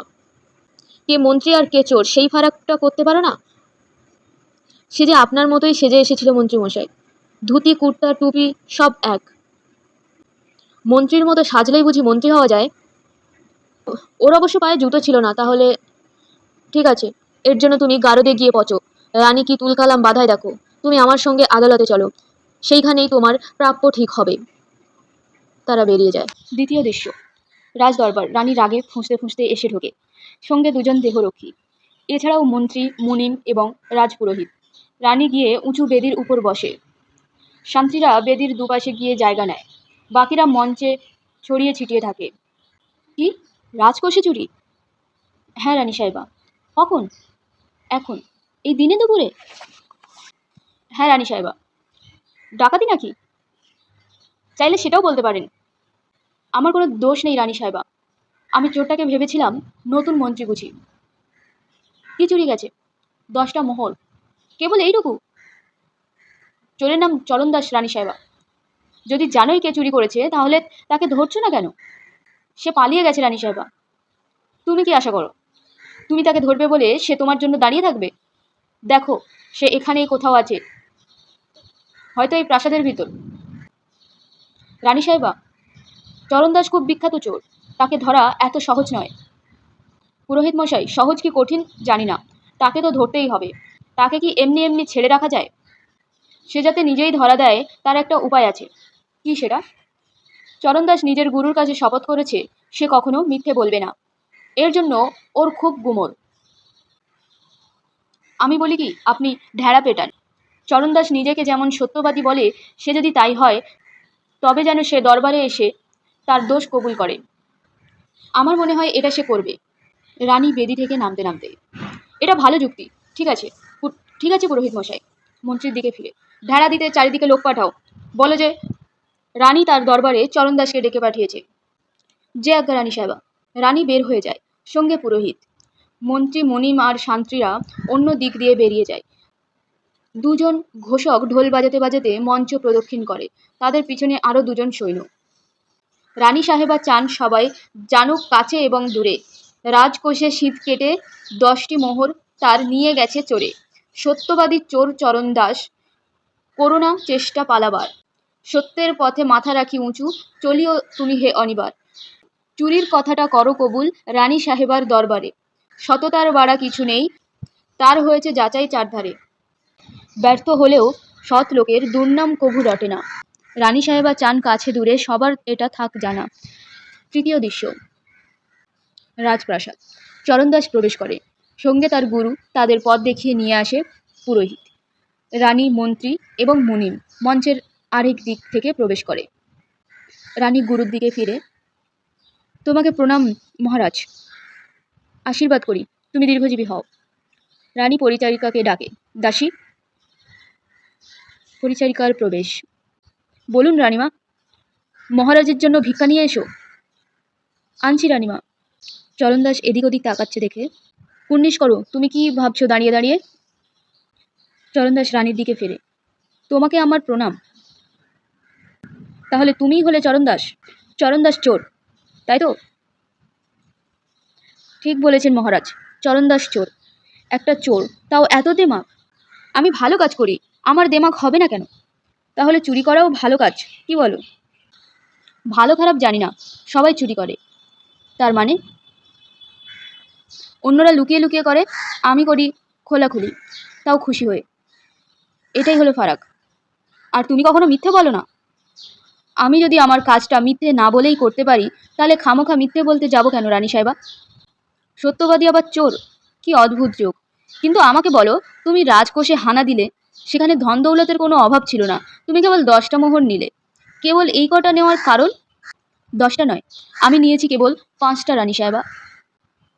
আরে বাহ! পুরোহিত তার দিকে কড়া চোখে তাকায়। আমি নিয়েছি যাতে আমি তোমার নজরে পড়ি।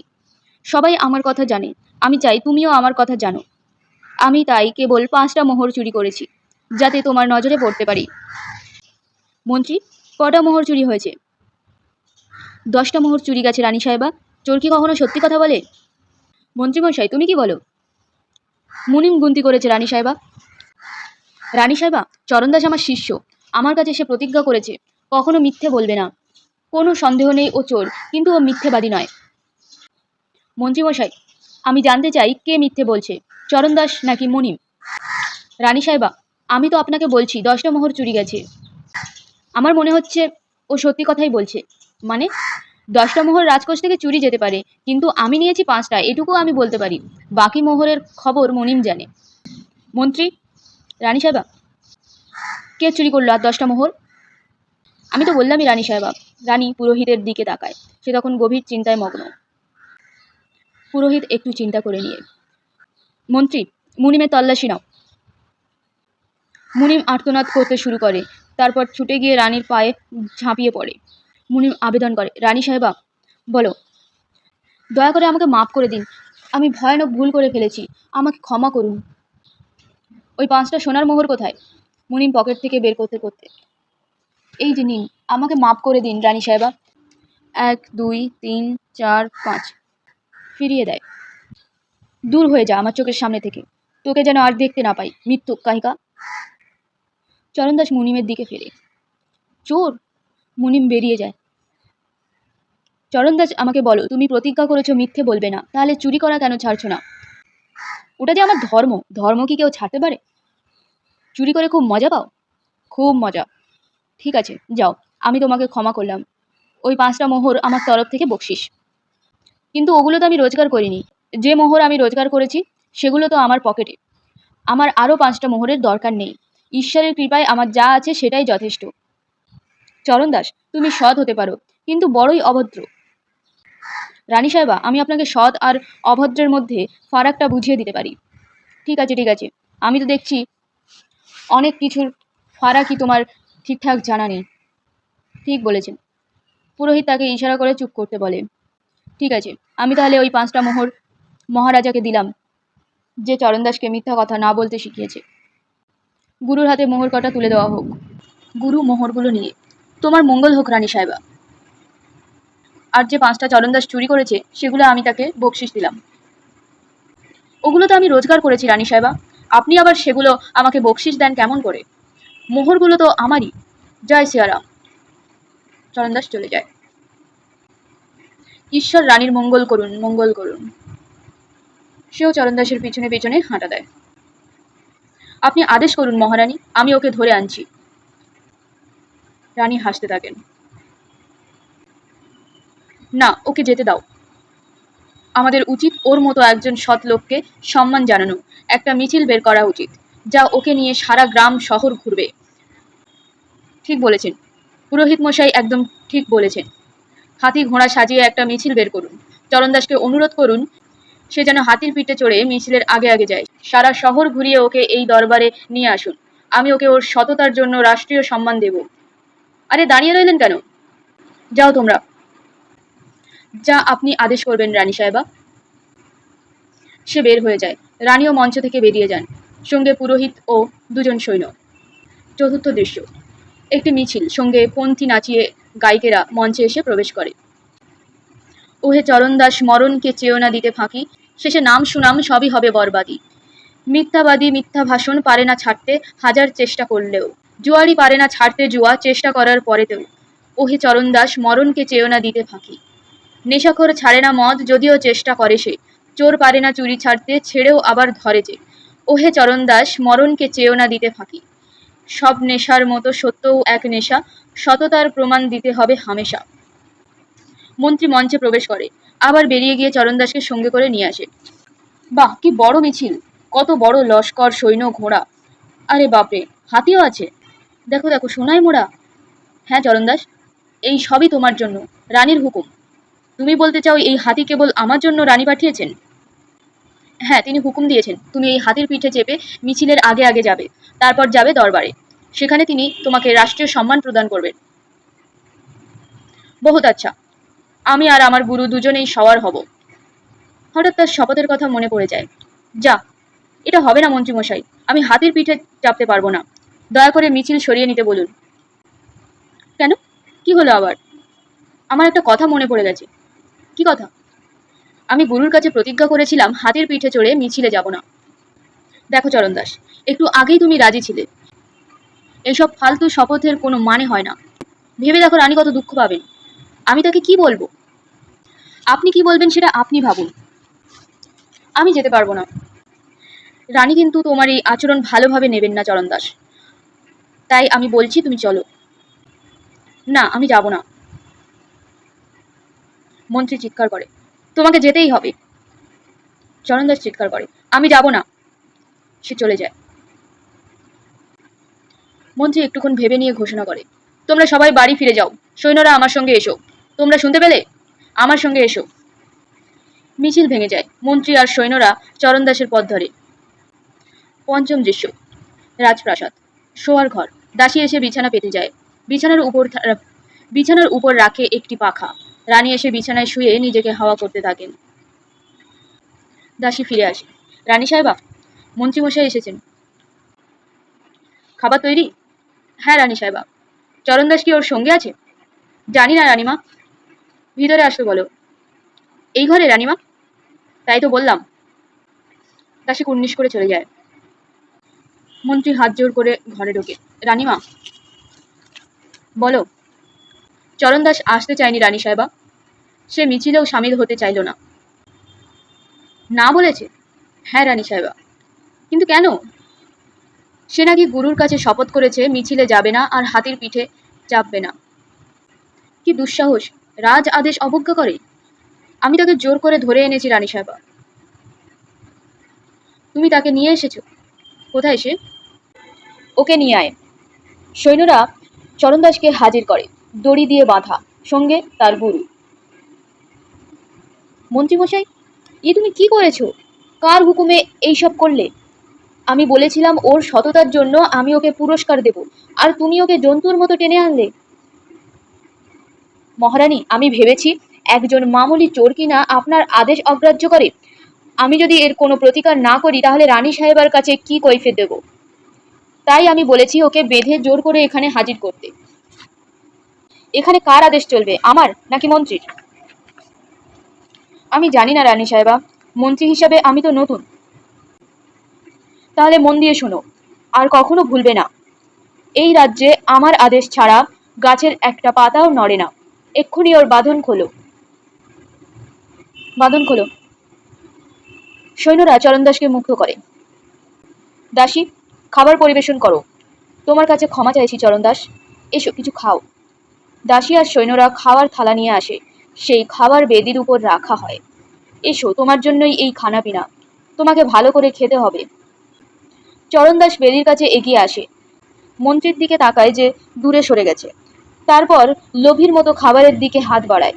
প্রথম গ্রাসটা মুখে দিতে যাবে, এমন সময় তার চোখ পড়ে গুরুর দিকে, যে এক দৃষ্টিতে তার দিকে তাকিয়ে আছে। হাত থেকে পড়ে যায় তার খাবার।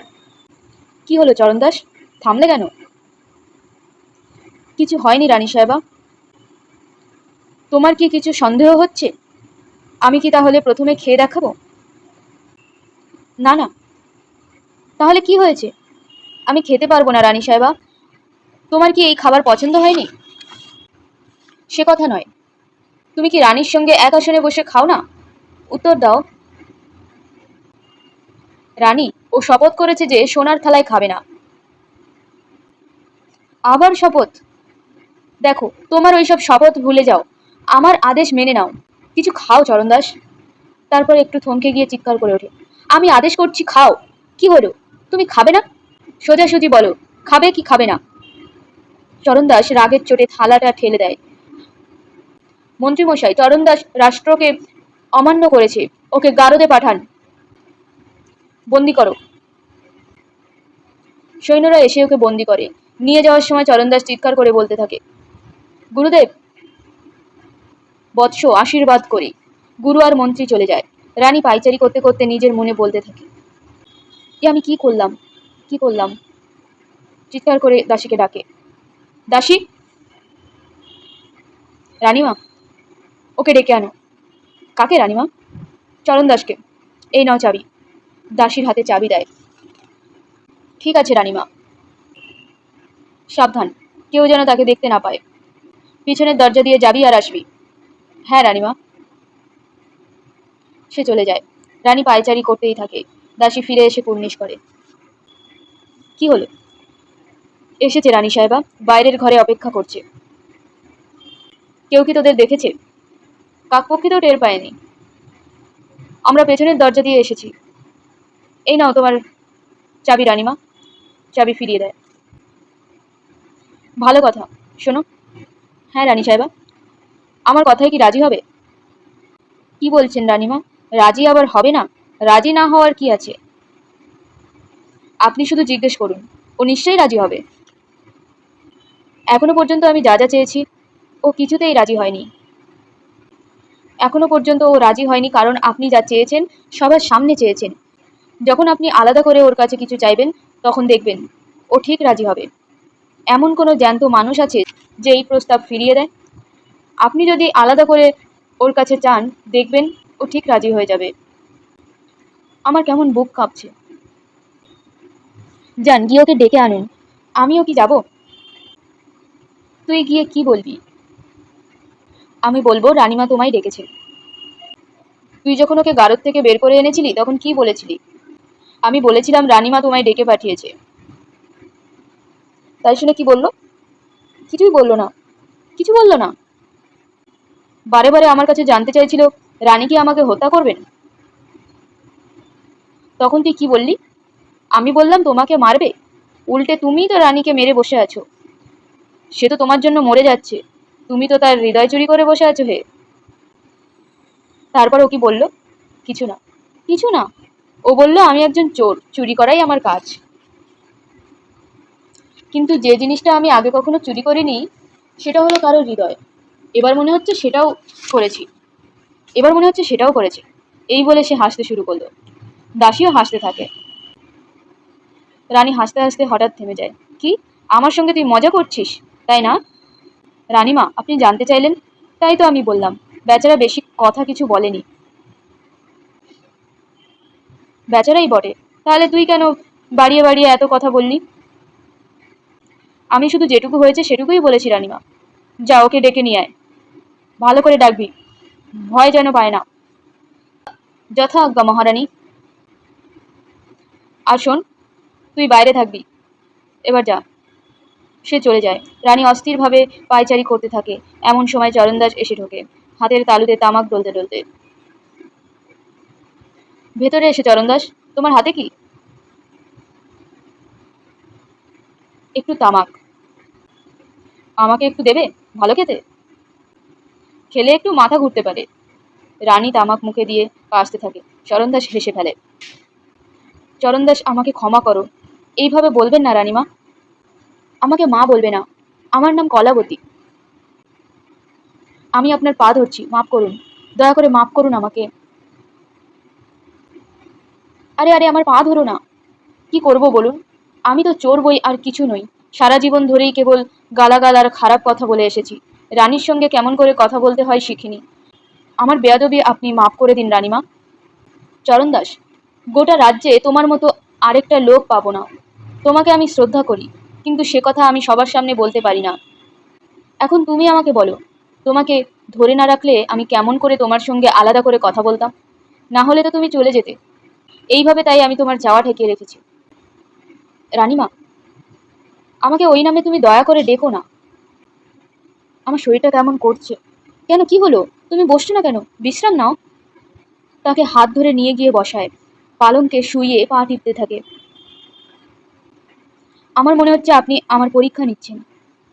রানী দেখে নেয় চারপাশে কেউ আছে কিনা।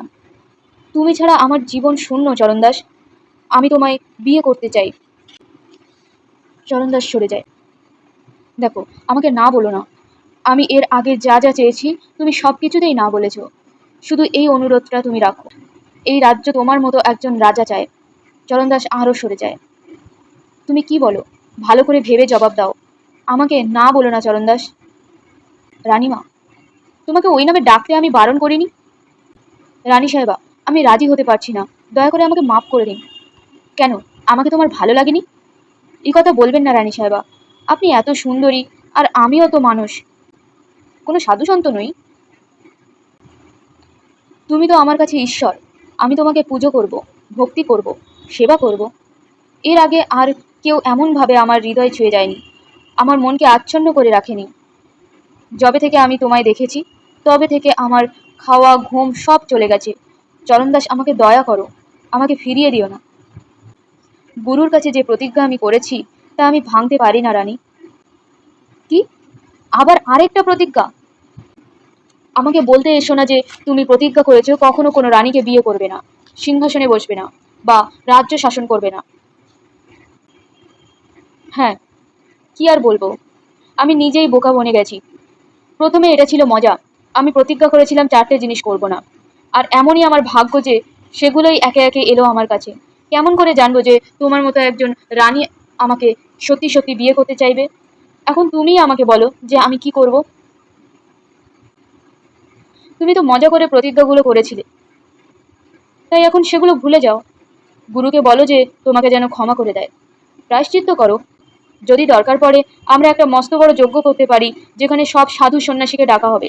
তারাই ঠিক করে দেবে তোমার মুক্তির উপায়। তুমি গুরুকে দক্ষিণা ধরে দিয়ে তার কাছ থেকে মাপ চেয়ে নেবে। তারপর আমরা দুজন বিয়ে করব, ঠিক আছে?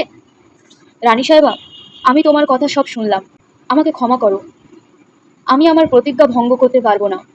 রানী রাগে কাঁপতে কাঁপতে, প্রতিজ্ঞা প্রতিজ্ঞা প্রতিজ্ঞা, চুলোই যাক তোমার প্রতিজ্ঞা। চরণদাস, আমি তোমায় শেষবারের মতো সাবধান করছি, ভালো করে ভেবে বলো, তুমি কি তোমার সিদ্ধান্ত পাল্টাবে? চরণদাস সরে দাঁড়ায়। রানী অস্থিরভাবে পায়চারি করতে করতে হঠাৎ ধপ করে তার পায়ের সামনে বসে পড়ে। ঠিক আছে চরণদাস, আমি তোমার 4টে শপথই মেনে নিলাম, কিন্তু তোমাকেও আমার কথা শুনতে হবে। আমি আর কখনোই বিয়ের কথা তুলব না, কিন্তু তোমাকে যে অনুরোধ করব তা তোমায় রাখতে হবে। কি ঠিক আছে? অনুরোধটা কি? তুমি কারো কাছে কোনোদিন বলতে পারবে না আমাদের মধ্যে কি কথা হয়েছিল, না হলে আমার সব কিছু ধ্বংস হয়ে যাবে। প্রতিজ্ঞা করো তাহলে। রানী, আবার কি? তুমি কিছু একটা ভুলে যাচ্ছ। কি? আমি প্রতিজ্ঞা করেছি যে সব সময় সত্যি কথা বলবো। প্রতিজ্ঞা করেছি সত্যি বলবো? তুমি সত্যি বলার জন্য বেঁচে থাকলে তবে তো সত্যি বলবে। রানীমা।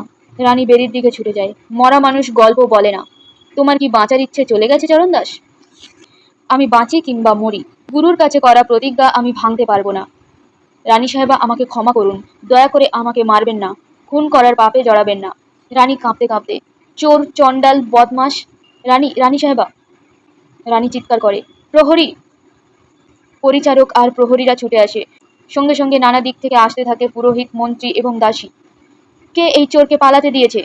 কে খুলে দিয়েছে একে? কি করে ও আমার ঘরে এলো? তোমরা সবাই কোথায় ছিলে? চোরের এত সাহস! চরণদাস চায় আমাকে বিয়ে করতে। রানী সাহেবা, একজন মামুলি চোরের এতখানি হিম্মত! রানী সাহেবা, তোমরা কিসের অপেক্ষা করছো?